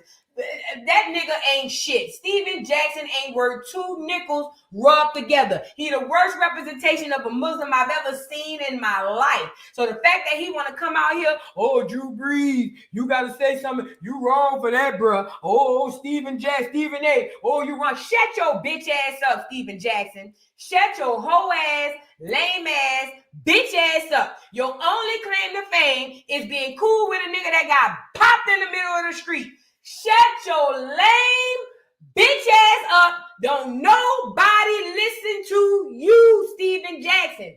Literally, the basketball niggas don't listen to you. The gossip niggas don't listen to you. The ESPN niggas don't listen to you. Nobody listen to your old contrary ass. Shut the fuck up, Steven Jackson. I'm so glad I got that out. Oh, Lord, thank you, Jesus. Woo, won't he do it? That felt good. Whew. Felt the release. Oh, let's move on, child. I had to get that off. I'm sorry. I'm tired of seeing that nigga with that salt and pepper beard, looking like Ned the Wino every time you turn around. This nigga looking like when Michael painted Ned the Wino and put the picture up on the wall and Florida told him to take it down. I'm so tired of this nigga. I'm tired of Steven Jackson. I'm just tired. I've been tired since he picked up that little girl and she said, my daddy shocked the world. And Steven Jackson over there looking like he just came off that looker. I'm tired of this nigga. Every time you turn around, here he comes. Yeah. Shut your bitch ass up, nigga. Shut your hoe ass up.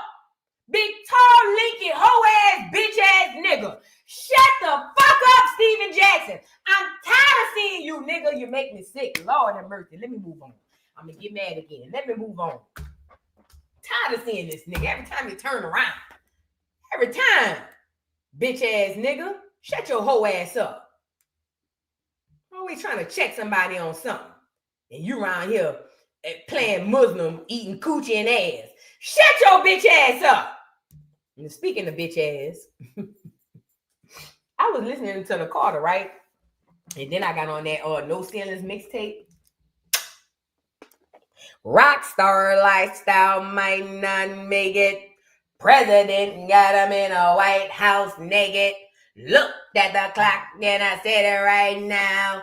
Get him down, put it down, blow it like trout. Donatella Dutchy, wine in my tall glass. Young money, baby, big shit like a horse ass.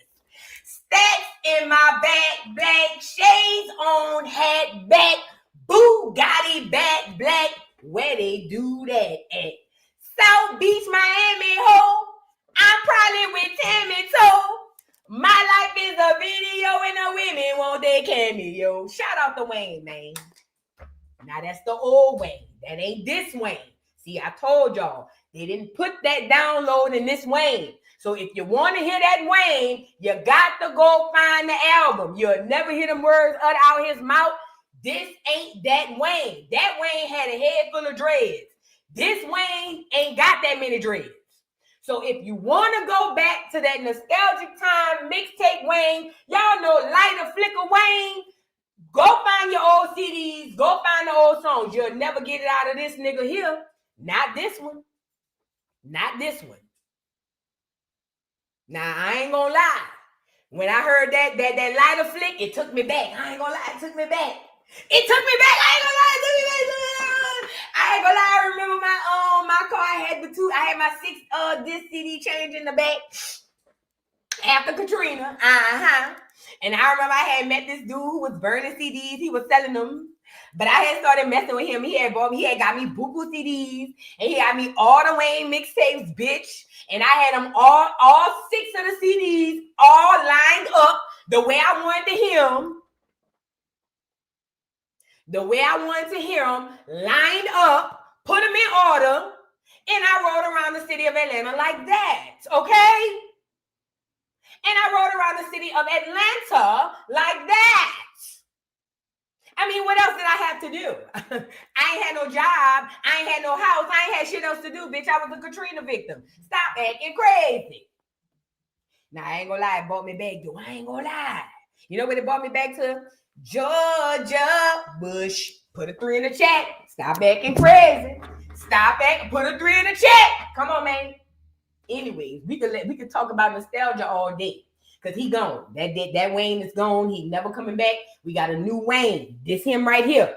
Y'all introduce y'all to the new Wayne.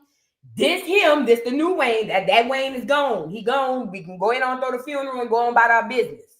Okay? Now, new Wayne done popped up. And he said he don't eat no fast food. New Wayne done popped up and said he don't remember no lyrics from none of the Carters, and he don't remember none of the mixtapes. He said, however, he have his chef pull over because he don't eat no fast food. Now, the first part of me says, Wayne, if you don't go sit your old ugly ass nigga, you look like Gizmo off the Gremlins. Do you hear me? Put a 3 in the chat if you remember the Gremlins. Y'all remember Gizmo? That was the cute Gremlins. Gizmo was the cute gremlin, right? In Gizmo, they say you're not supposed to feed him after 10. They say if you feed him after 9, they say Gizmo gonna turn. Gizmo was a cute little gremlin. And then the little boy was up there watching something on TV and fed Gizmo some shit, and Gizmo turned into a gremlin. I gotta go answer this though, y'all. We coming right back. Let me give y'all a little commercial break right quick. We gonna get back to gremlin in Gizmo and them right quick. I'll be right back, y'all. Come right back. Let's go, Miss Peggy. Y'all make it. Let's go, Peggy. Miss Peggy bother, Peggy bother, Peggy bother. Make that ass drop, make that ass rock. Ooh, make that ass drop, make that ass rock. Ooh, do it for a whopper, make it wobble for a whopper. Wobble for a whopper, make it wobble for a whopper. Ooh, Peggy Sue, ooh, Peggy, ooh, Peggy, Peggy, ooh. Peggy about to say she about to work it like a black girl. Make that ass jump, make it rock like a black girl. Rock. You fine, Peggy. You fine, Peggy. Ooh, you fine, Peggy. Ooh, bow-legged Peggy and a booty kind of heavy. Bend it on over, girl, toot it like a levy. Bow-legged Peggy, booty kind of heavy. Bend that ass over, toot it like a levy. Lift that ass, lift that ass, lift that ass. Ooh, Peggy about to work, she about to rock, she about to move, she about to make it. Oh, Miss Peggy.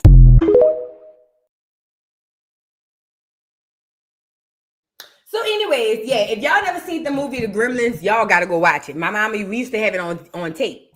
So anyway, Gizmo was a cute little fur baby. You know what I'm saying? Looked like a little treasure trove, but cute.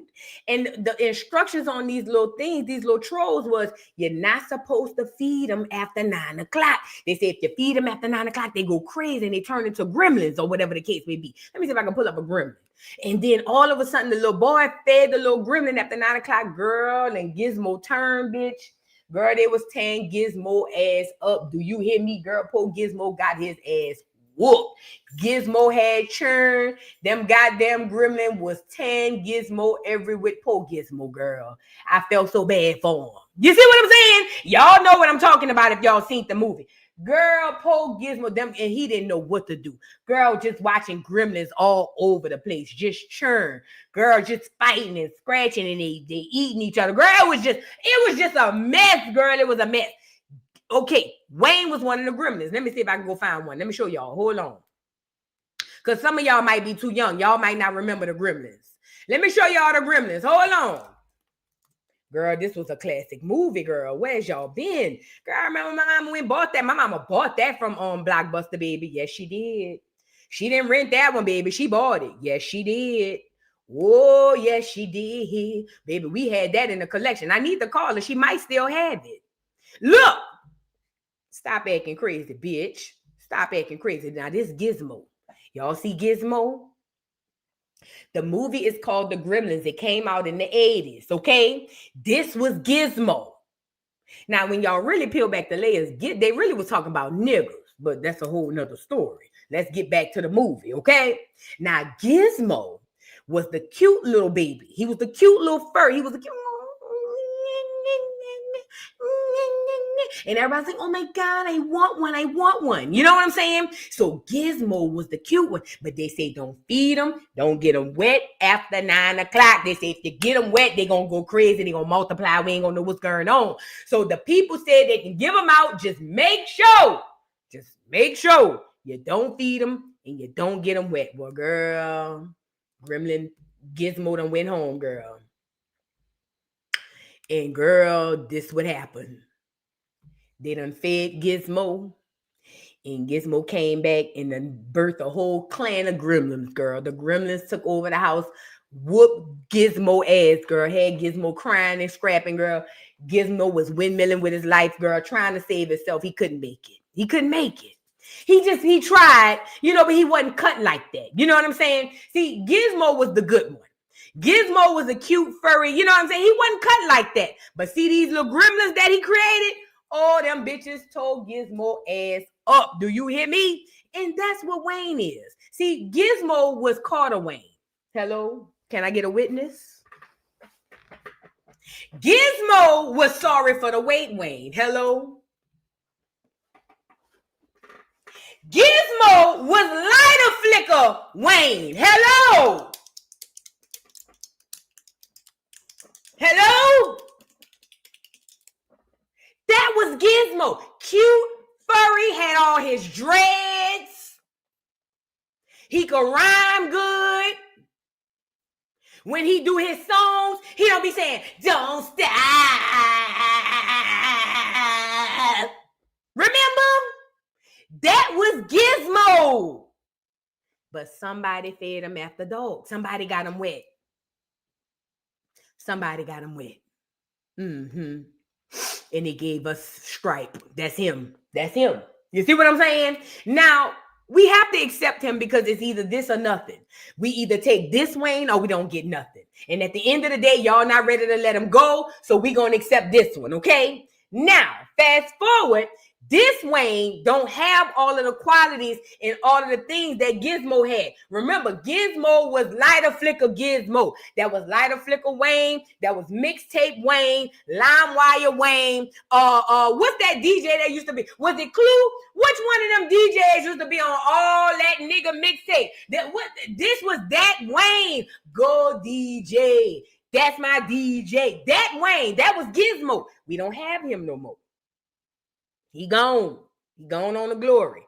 Now, this Wayne is going to come to us and tell us that he don't eat no fast food. And I'm trying to figure out why not, nigga. You're eating everything else that ain't good for you. I'm trying to see something. I'm trying to see something. And let me start by just saying this. I don't eat a lot of fast food. I think Chick-fil-A is probably the most I get. And I get a strawberry lemonade and a Cobb salad or a spicy West chicken salad every time. But I don't eat fast food, so I understand the sentiment. But nigga, I know you ain't lying to me. Of all of the hot boys to be talking about who gonna abstain, of all of the hot boys who want to sustain their likes and lookness, it damn sure ain't you. I can see Juvie, because Juvie still look rejuvenated. But nigga, you look dead as a doornail. Wayne, you look so bad. Nigga, if stopping eating fast food only got you to here, you might as well go get you a hamburger and call it a day. Nigga, you look like you eat everything that you ain't supposed to eat. I'm confused. I am sitting here in the middle of confusion trying to figure out why you telling us this. Now, let's be clear. Maybe him not eating fast food helps him to write good music. But then I'd be lying because we ain't had nothing. We ain't seen nothing. Girl, let's get into Wayne.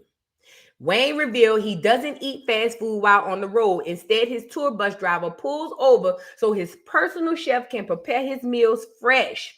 Now, that's dedication to the lifestyle. Child. Wayne just got money, girl. Wayne don't even look like he eats. Girl, Wayne look like he eat through a feeding tube. You know I don't eat fast food, so we pulled over to cook. Nigga said Wayne look like he eat through a feeding tube. Why did I just say that? Why would I say? Oh my God, my bad, y'all. Let's move on. You know I don't eat fast food, so no. You know I don't eat fast food, so we pulled over to cook and shit. So we gotta watch the car and shit. Got stuck into the car, so we cook. See, we pulled over and we cook.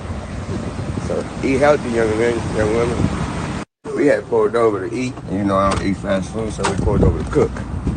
You know I don't eat fast food, so no. You know I don't eat fast food, so we pulled over to cook and shit. So we gotta watch the car and shit. Got stuck into the car, so we cook. See, we pulled over and we cook. So eat healthy, young men, young women. We had pulled over to eat. You know I don't eat fast food, so we pulled over to cook. You know I don't eat fast food, so no.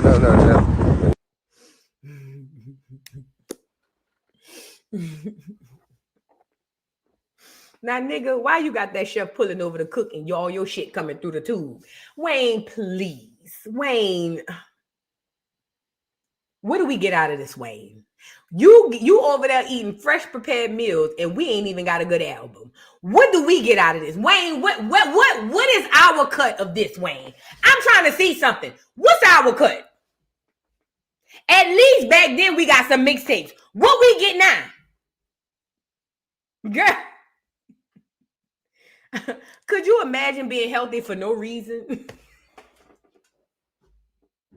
Bitch, could you imagine getting your life together for nothing?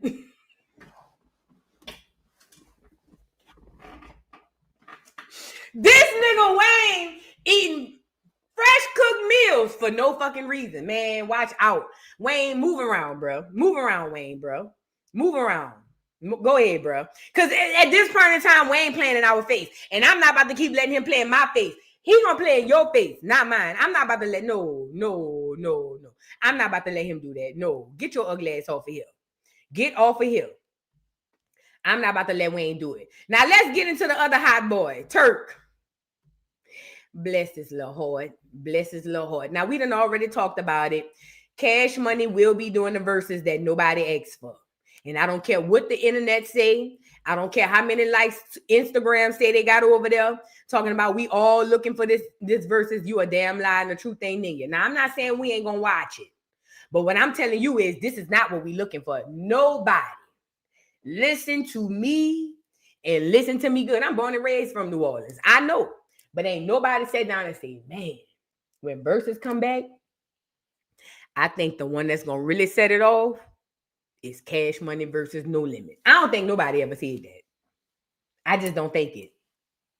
And let's really be clear. Master P is a puppet and a lame-ass nigga. Okay? Master P is one of them people. He a go-along, get-along ass nigga. See, when that cracker took all his money and took his label from him and brought him down to his knees, that nigga been trying to get back in the industry ever since.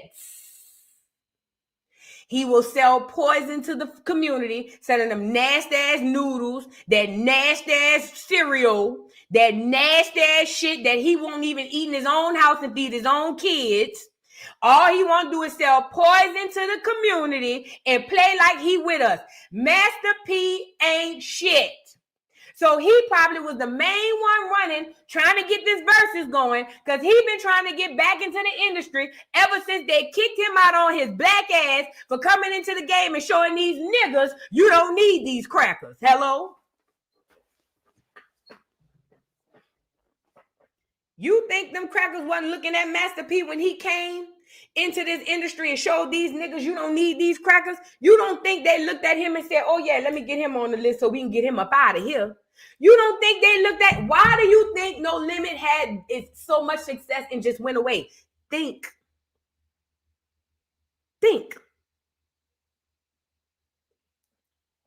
You think Master P willingly gave them people No Limit?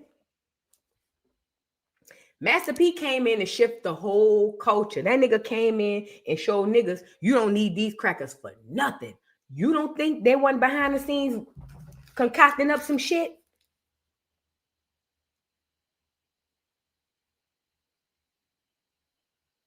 And then, say, why am I mad with Master P? Because he's a sellout. He sold poison and sell poison to my people. Yet he go online and act like he for us. I hate that nigga. I hate anybody who hate my people. No one person is bigger than the program when it comes to my people.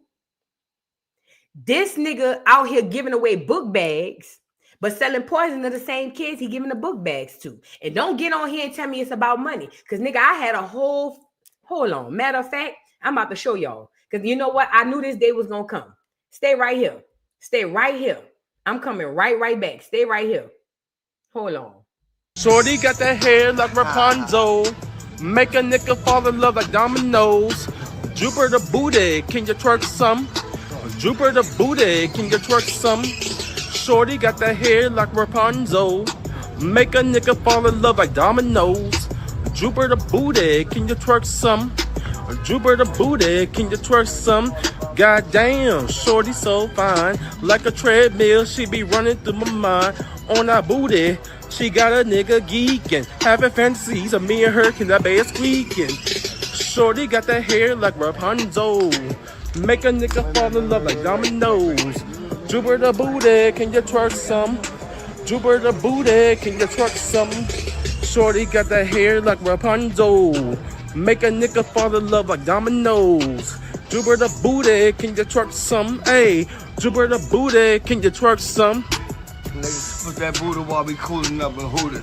You know how we do this. The old school troopers. Smartest. We smoother than the smoothest. The hardest. The rulers. They can't get through us. Shorty got that booty. So back to what I was saying, why I don't like Master P. I pick up on Master P's character. Master P is a sellout. He a go along, get along nigga that'll sell out the rest of us for his good. Master P tastes fame and money at a level that he would never ever see again, and he has been chasing it ever since. And I watch him sell out my people all the time. He was the same one marching on Bourbon Street, acting like he cared about them people who lost their lives, and then turned around and opened up Bourbon Street with a second line. Master P don't give a damn about America. He don't give a damn about New Orleans. And if we really honest, he really used New Orleans because that nigga was living in California when he came on. He was not in New Orleans. He had to come back to New Orleans to get all them New Orleans niggas, to come get Mystical, to come get KLC, to come get Mia X. He had to come get them niggas to make No Limit. He wasn't even in New Orleans. He wasn't even in New Orleans. So Master P is a representation of New Orleans to y'all niggas, not to me. And as it pertains to Master P and him selling that poison to the people, this is my take on it. Master P with them rap snacks, with that cereal, and with that nasty ass shit is probably part of the reason why y'all kids got autism. Let me give you the backstory. See, the enemy knows that we are consumers, and they use some of us to spread their poison. So if they know we all like rap snacks, what you think they gonna do to the rap snacks? I'll wait. Hell, they showed us in their clone Tyrone. What was they doing to the chicken? I'll wait. So in my logic, in my mind, Master P, you a drug dealer. You selling drugs to my community through rap snacks and through cereal. Yeah, through noodles, cereal, and you selling drugs to my community. You fucking the kids up. And you ain't even selling it to the grown folks. That's the children eating that shit. That's the kids eating that. Oh, no. Master P ain't shit to me. That's your boy. He ain't mine. Remember, I don't value none of these celebrities. Fuck them. Okay? He pushed poison in the community through rap snacks. And you know what? I was sitting here saying, you know what? Some people might say, well, it's about money. Let me show y'all something. 4 years ago, I came up with this concept. Oh, sorry. I'm sorry, y'all. But 4 years ago, get me up here because I want y'all to see this. Let me fix the camera. I think I messed up the camera. Hold on. I want y'all to see this right quick. Hold on. Let me fix the camera. 4 years ago, when I was heavy on smoking hookahs, and I came up with this concept. Let me tell y'all something. I'm a journaler. I write stuff down. I've already read some stuff out my journal to y'all, right? So one of the ideas I came up with, and I went and got this out my basement. I don't know if y'all can see this. It's called Voodoo Doll Hookahs. Can y'all see this? Put a 3 in the chat when you can see this. This is my idea, one of my business plans ideas that I'm about to let one of y'all have because I don't want nothing to do with it. Because I'm about to show you what integrity looks like. Look at this. Voodoo Doll Hookahs, okay? This was a business concept of mine. I was going to have a company where I have a bunch of girls, beautiful, beautiful girls, but they're going to be dressed like super cute voodoo dolls, sexy voodoo dolls. And we would have this business where we would go around the clubs and the lounges, and I would have my own hookahs and provide my own hookah service. And these girls would have the face paint, the whole nine, but then we would just have the littest hookahs. Look at all of the flavors I got on here. King cake, snowball, banana sponsor. I even came up with, and maybe this will help some of y'all with some ideas. I even came up with premium flavors. Purple Haze, Voodoo Goddess, Bourbon Street, Fleur de Lis. What this is? A hand grenade, Nolans. Oh, baby, I had it going. You know what stopped me? It wasn't about the money. Look what I said to myself. I say, Voo, you smoke hookah and you hate that you smoke hookah. As a matter of fact, most of the time you smoking this shit, you be thinking to yourself, you don't need to be smoking this shit. So if you don't want to be on the hookah, why would you turn around and sell the hookah to your people? No shit. This is what happened. And then it dawned on me. If I wouldn't want to poison me, I damn sure wouldn't want to poison my people. So guess what? Voodoo Doll hookahs went to the basement 4 years ago, and it will never surface. Anybody who want it, you can have it. It's yours. I don't want to go to bed as a millionaire giving poison and selling poison to my people. Now, some might think that I'm crazy. I'll be that. But that's just the type of heart and type of mind that I come from. I don't do that. So like I say, Voodoo Doll hookahs, whoever want it, you can't use Voodoo Doll. But the hookah concept, you can have it. This is what I'm saying to you. We have to start requiring this from the people that we praise and call celebrities and these guys, because these people are punishing us and pushing the doggone poison into our communities. They are the ones doing this. This is why I told you, do not for 1 second only keep your eye on that white man. Because if you do, you're going to miss the shit and it's going to ride past you like you. Listen, there's enemies that come in all shapes, sizes, colors, and creeds, and some of them are your own. You have to get used to that idea, because if you don't, they're going to use your own to kill you. And you know why it's going to be a perfect plan? Because you'll never see it coming, because you'll only think that the only enemy is the white man. It's worked like this for how long? So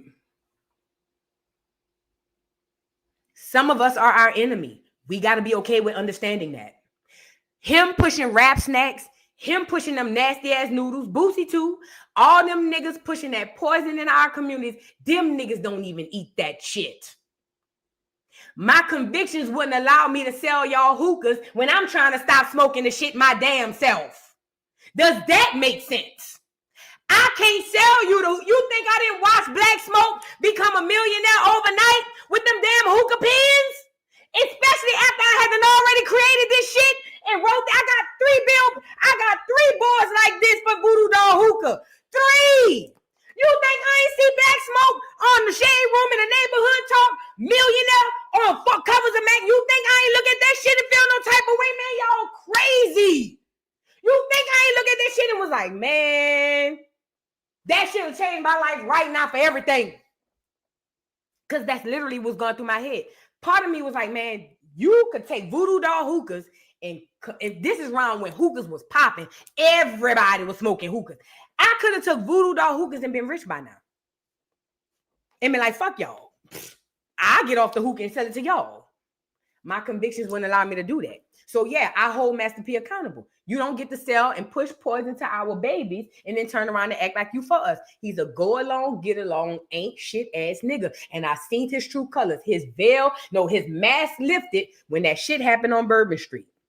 It really lifted with the Wayne and in the Super Bowl stuff. He's an old thirsty bitch. That's why what's his name? K-Dot said, old ass niggas trying to convince me that you they favorite. Old ass niggas, when he said that, he wasn't lying.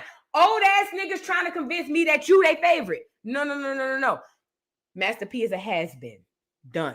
And he's been trying to get back in ever since. I don't like him. No, he's not. No, I don't like him. And he only stood up for doggone Wayne because it made sense, because he wanted to be in the Super Bowl. He that type of nigga. I don't know him, but I can feel it. So anyway, here comes this whole situation with Turk and Cash Money and No Limit Verzuz. So we got a No Limit versus Cash Money. And I'm not going to lie, if I'm being completely honest, it's not going to be a bad Verzuz. Am I going to carve out time and make sure that I'm in front of the TV to watch it? Absolutely not. If I catch it, I will definitely peep up on it, okay? Now, there's the Cash Money versus No Limit Verzuz, and we all know that Turk and Wayne are beefed, not Turk and Wayne. Turk and BG are beefed out. Basically, Turk is beefing with BG and Baby. Beatrice B. Bubba, Miss Gladys' son, okay? Now, this is the gag. They done kicked Turk off the tour and went on with the tour. Now, Jizzle, this is just my opinion on Jizzle. My problem with Jizzle is another go along to get along nigga. He ain't got shit. I see him over there with Brooke. She probably taking care of that nigga, wiping his ass and everything. You see what I'm saying? But BG ain't got shit. He leaning on whoever and whatever that can hold him afloat. And as we can see, he's fragile as F. He look like he can barely hold his head up. Okay? So what Jizzle is going to do is whatever it takes to stay in the good graces of the men, the other grown-ass men who he believes can take care of him. That's just my honest conception of it. Turk came home from jail and became an entrepreneur. He ain't the richest. He ain't the most talented. However, he found a lane to take care of him and his family. Turk do be acting like a bitch ass nigga. Turk do be getting hella emotional. But a lot of these niggas are hella emotional. Turk do put his foot in his mouth. Turk do talk too much. Turk do think he is Beyonce of the group. Nigga, you is David Ruffin. That ain't your voice. That's Dennis's voice. Nigga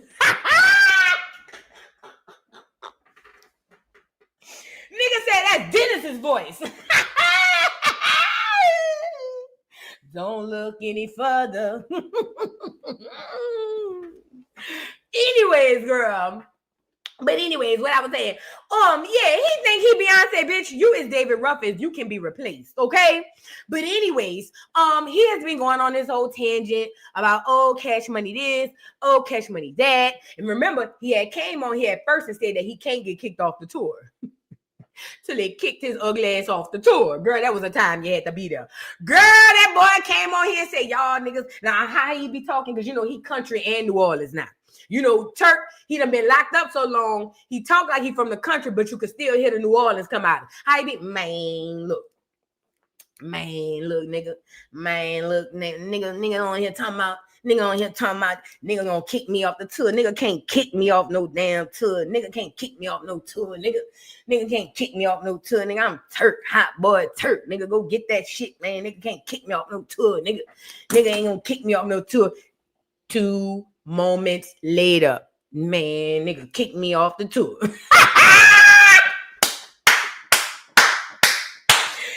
nigga had his wife on there crying, bro. She wasn't crying, but in my mind, I felt like she was crying. Man, that nigga had his wife on there trying to be his representative. That nigga kept...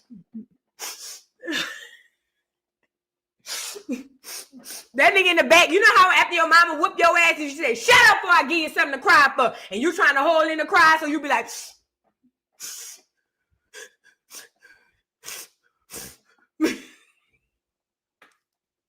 This nigga Turk in the background.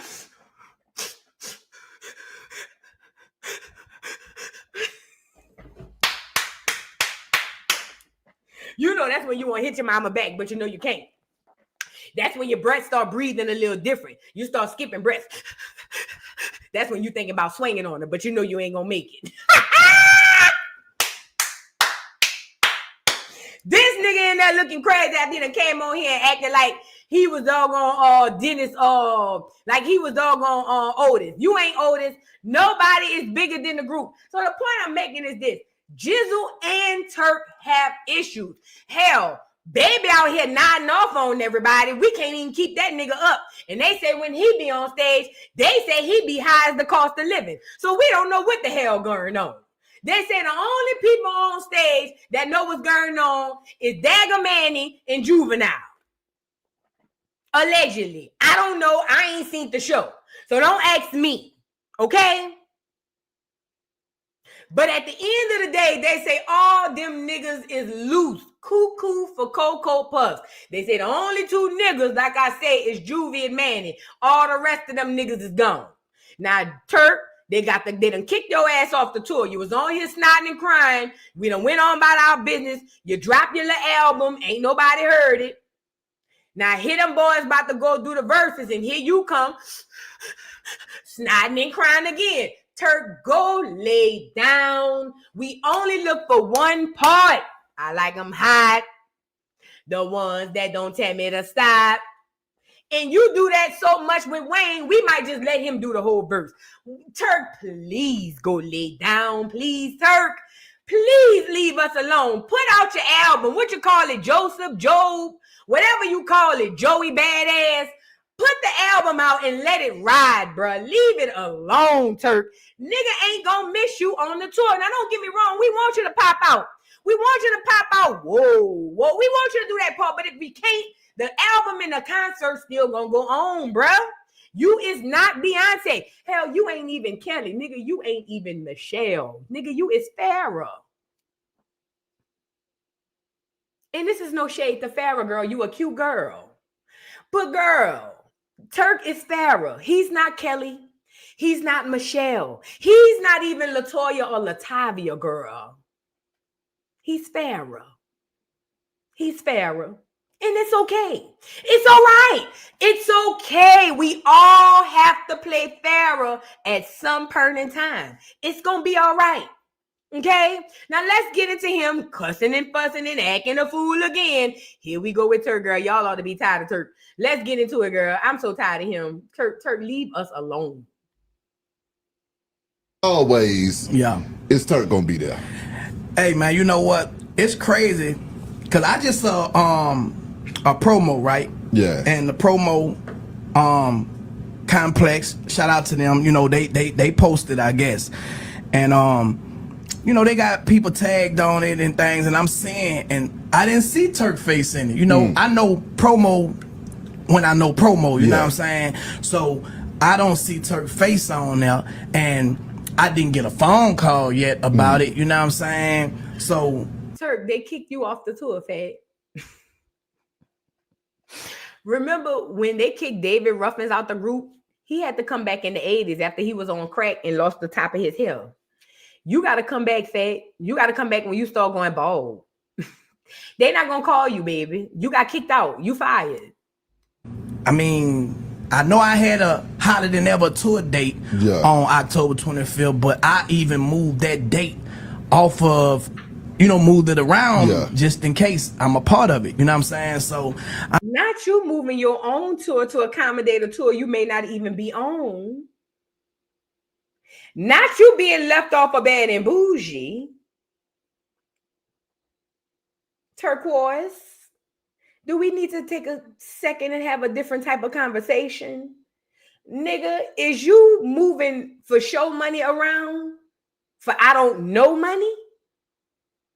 Yo, skirt, rewind. Hold on. Where's your wife manager? Hold on. Because you couldn't be my husband. No way. Hold on, nigga. You playing with our money now. Hold up. We got bills to pay around this bitch. Wait. Now you're cutting up. See, that's why you couldn't have no wife like me. Because when you go there, I'm quiet. I'm very, yes. Very submissive until you get to acting crazy. Now I got to bring the masculine side out. Wait a minute. Hold on. Skirt. You getting rid of real money for show money to hope that these niggas call you? Are you dumb? Are you okay? You getting rid of real for show money to hope and pray that these niggas give you a call after they kick you off of Bad and Bougie? Yeah. I think that Heron I think it fried him. Y'all. I don't know, bro. I haven't gotten a phone call yet. You know what I'm saying? I would love to be a part of it. You know what I'm talking about? Because, man, come on, man. You know what I'm saying? Cash Money versus No Limit. Question, the universal question. They gonna make Turk big. If they doing that back in the days, not Young Money, the Cash Money. Yeah. And I already know, man. I was a part of it. You feel me? So we'll see, man, how it go. Answer me this though, Turk. Why do you feel like you haven't received a call yet or got any information on it? Or I mean, is it just, you know, something that ain't gonna be happening? Like I say, I've been getting a lot of fans asking me. Yeah. And I can't answer a question that I don't know. That's that Alpo. That's that dog food. That's that meatloaf. Miss Gertie was kind of come bring up that of Florida and them kids. That dog food got him. Hey, that's that meatloaf Miss Purdy was trying to bring. What her name was? Miss Gertie. Miss Purdy was trying to bring up there by Florida and James and them. Remember they was fighting over who gonna sit down? That's that dog food. That's that Alpo. Girl, that's why I was scared of them uptown niggas. They say them uptown niggas had that dope dick. All them hoes was going crazy about that dope dick. Girl, I was scared. Ooh, I was terrified. I ain't want no dope dick. They said it was good though, but I was scared, girl. Ooh. All them hoes used to talk about, ooh, girl, I had that uptown nigga with that dope dick. Ooh, girl, that uptown nigga with that dope dick. Ooh, girl, boo, you ain't seen that girl, that nigga with that uptown dope dick. Girl, I was scared. Thank the Lord he scared me, girl, because these niggas is going crazy. I do know I have a pending lawsuit from, the Cash Money 30th anniversary tour. Yeah. My lawsuit have nothing to do with Cash Money themselves, you know what I'm saying? None of the artists, none of the CEOs. Turquoise, you're lying, Turquoise. I don't know what the lawsuit say, but I know what you said on the internet. You damn near came out and said F all them niggas. Turquoise, don't now you can lie to us, but you can't lie to you. Now I get it, you might not have put their name on no paperwork. Don't do that now. So I don't see that being a reason. And if it's a misunderstanding, you know what I'm saying, from anybody that's responsible for it, maybe Verzuz, maybe Complex, Swiss Beats, I don't know. You know what I'm saying? My lawsuit is not, if they doing that back in the days, not conflicting for me to be there. You know what I'm talking about? Also, the reason why I filed the lawsuit, they say that I was a security threat to BG. You know what I'm saying? Which I deny. You know what I'm saying? I never threatened BG. You know what I'm talking about? I don't think BG a threat to me, and I don't think BG feel that I'm a threat to him. You know what I'm saying?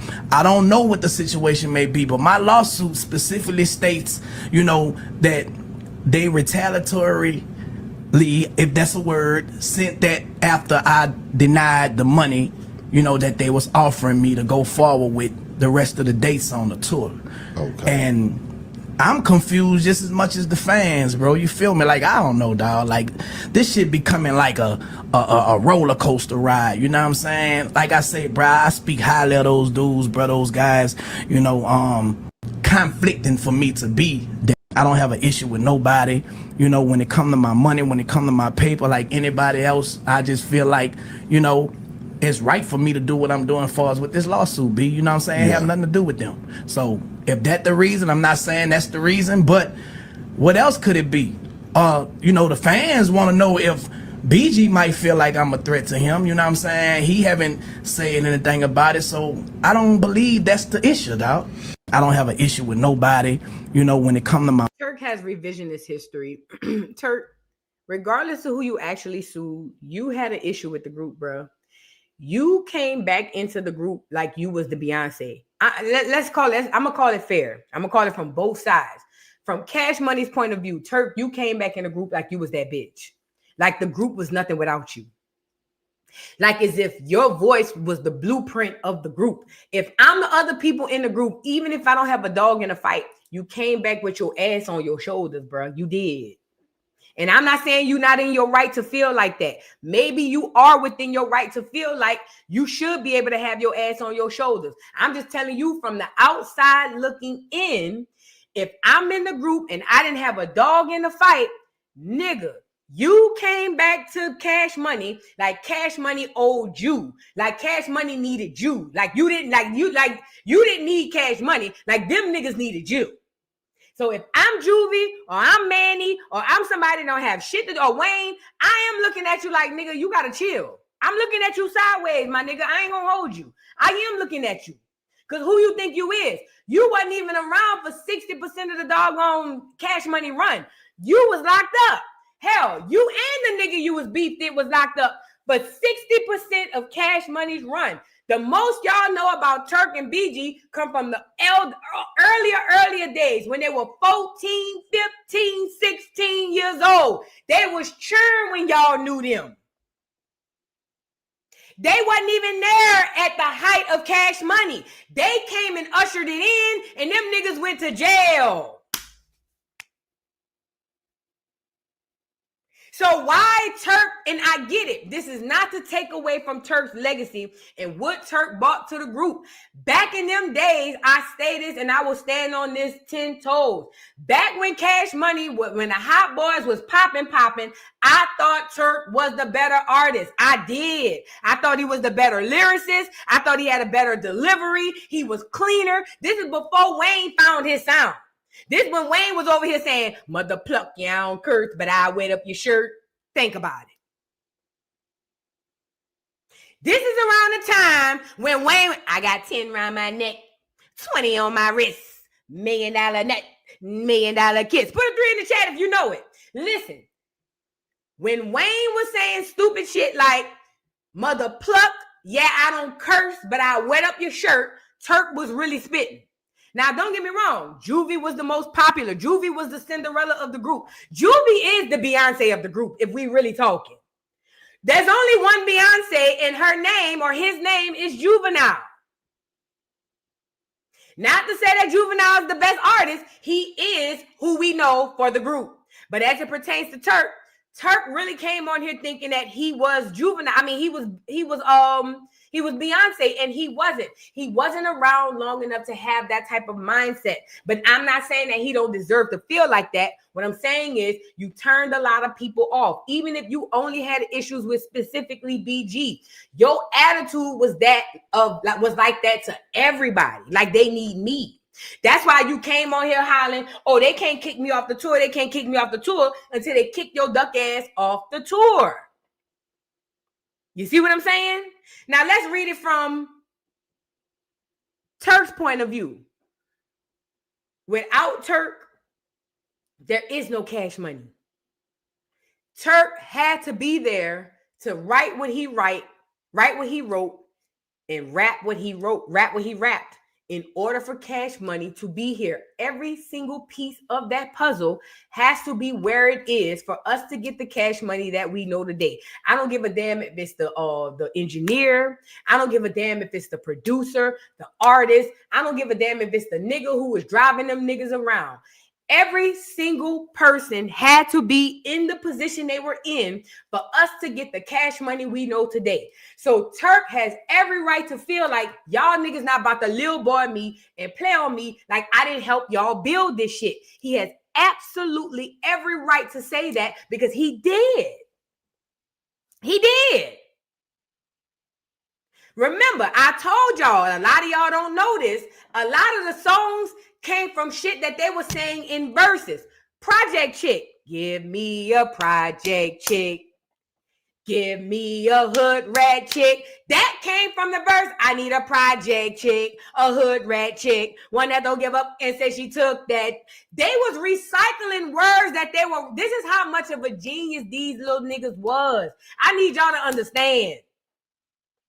These niggas will write a song and take shit out their verse and create whole new songs. This is the type of niggas we dealing with. The gods that walk amongst us. They were literally writing verses to each other's songs and then taking their verses and creating whole new songs. I ain't never seen nobody do that, y'all. I ain't never seen nobody do that since. Them niggas will take one song and make a whole album off of one song. Just off of one quote in a song. Why you think we running around here saying bling? Because BG said bling, bling. Every time I come around here, say they bling, bling. I never forget when that white boy on Lifestyles of the Rich and Famous put that shit up there and called it bling. Put a 3 in the chat if y'all remember Robin Leach, Lifestyle of the Rich and Famous. It used to be all the rich, clear celebrities and shit. And they used to have the watches and cars and jewelry. As soon as BG and them came out hollering bling, bling, here come Robin Leach. Bling. They started calling everything with diamonds and gold and money. They started calling everything bling. These are the gods that walk amongst us. I'm not saying that they are God. These are God-like people who walk amongst us. They changed the trajectory in the culture. He got every right to feel like he need to be paid his just due. He worked for it. He worked for it. But it's not what you do, it's how you do it. Turk, you are valuable. Your problem is you think you more valuable than you really is. You over here trying to put your shit, your guaranteed shit, the shit that's gonna put the shit that's gonna put food in your mouth, your wife's mouth, and your kids' mouth, and make sure your mortgage is. You move that to the side to try to go be on stage with these niggas who don't want nothing to do with you. Turk, let it go. Let it go, bro. Let me give you the gag. Jizzle run ain't gonna last him but 6 more months. He done. Jizzle is a grandpa. BG can't even pronounce paprika, my nigga. Ain't nobody checking for Jizzle. 6 months from now, figment of our imagination. You still have a momentum behind you to where you can create a fan base and do something that continues to feed you and your family. Jizzle don't have that. You running behind these niggas on this Verzuz shit, and you got your own Verzuz that can pay your bills. You still running behind these niggas. Let them niggas go. Let them go. You giving up for show money, for I don't know money, will never sit right with me. And your wife, she's very intelligent. Maybe she took the back seat and allowed you to be the man, but I don't think I could have did it. I don't think I'm that strong. Most High God, work on me, Lord. Work on me, Lord. Because see, the way my discernment set up, if I feel like it's stupid, I got to say that part. Work on me, God. Work on me. Like I said, it's not what you do, it's how you do it. I got to work on the delivery, because if something looks stupid, I since a little bitty girl, I can't not say it looks stupid. I'm willing to take whatever consequences for me to tell you, yeah, that's not going to work. I'm sorry. The way my mouth and my brain set up is coming out. I can't help it. Turk running behind some shit that's past him. It's left you already, Turk. Build on your own shit. You have an empire, your Joseph, and whatever the stuff you and your wife got going on, you got your own empire you could be dealing with. Let Cash Money die off. Watch the party die. That shit about to be gone. There's only 2 people out of that group that's going to always be able to tour. Juvenile and Lil Wayne. Everybody else, all you niggas are supporting cast members. You be lucky if you eat tomorrow. You got an out. The Most High gave you an out that he didn't give Jizzle, that he didn't give Manny. Okay? He gave you the out. Focus on that out. Put your energy on Joseph and let them niggas go play on the Verzuz stage. Let them niggas go play Verzuz. You go put your energy into Joseph to make sure that you can take care of you and your wife. You chasing a dream that done already ran away from you, bro. It's over. It's a wrap. If them niggas want you to come back, they either gonna do one or 2 things: make you beg and cry for it and apologize online, or they gonna wait till you old, dirty, and contrary and say, oh yeah, Turk, you could come back, but by that time it's gonna be too late. Nigga could have never made me push my shit back to go do some group shit, to go play with the group. Man, watch. Man. Come on, man. And you ain't gonna be my husband thinking you gonna lead me, telling me to put our shit aside to hope some shit work out between you and some other niggas. I'm not. We gotta talk about that, baby. Let's pray on it. Let's meditate on it, fat. Oh no, that don't sit right in my spirit. My soul don't, it's rejecting it. You mean put our stuff, our baby to the side to hope that some shit with them niggas work? Oh, no. Oh, no. I don't know about that. I don't know about that. I don't know. Anyway, Turk, focus on you. Jizzle, like I say, he already old. He act like he's 60. He looks 70. Okay? Jizzle, he's holding on the body by Brooke. Hopefully she can hold on to him long enough. She ain't gonna hold on to him that long. Brooke gonna be done moved on, girl. Brooke is with Jizzle because it makes sense right now.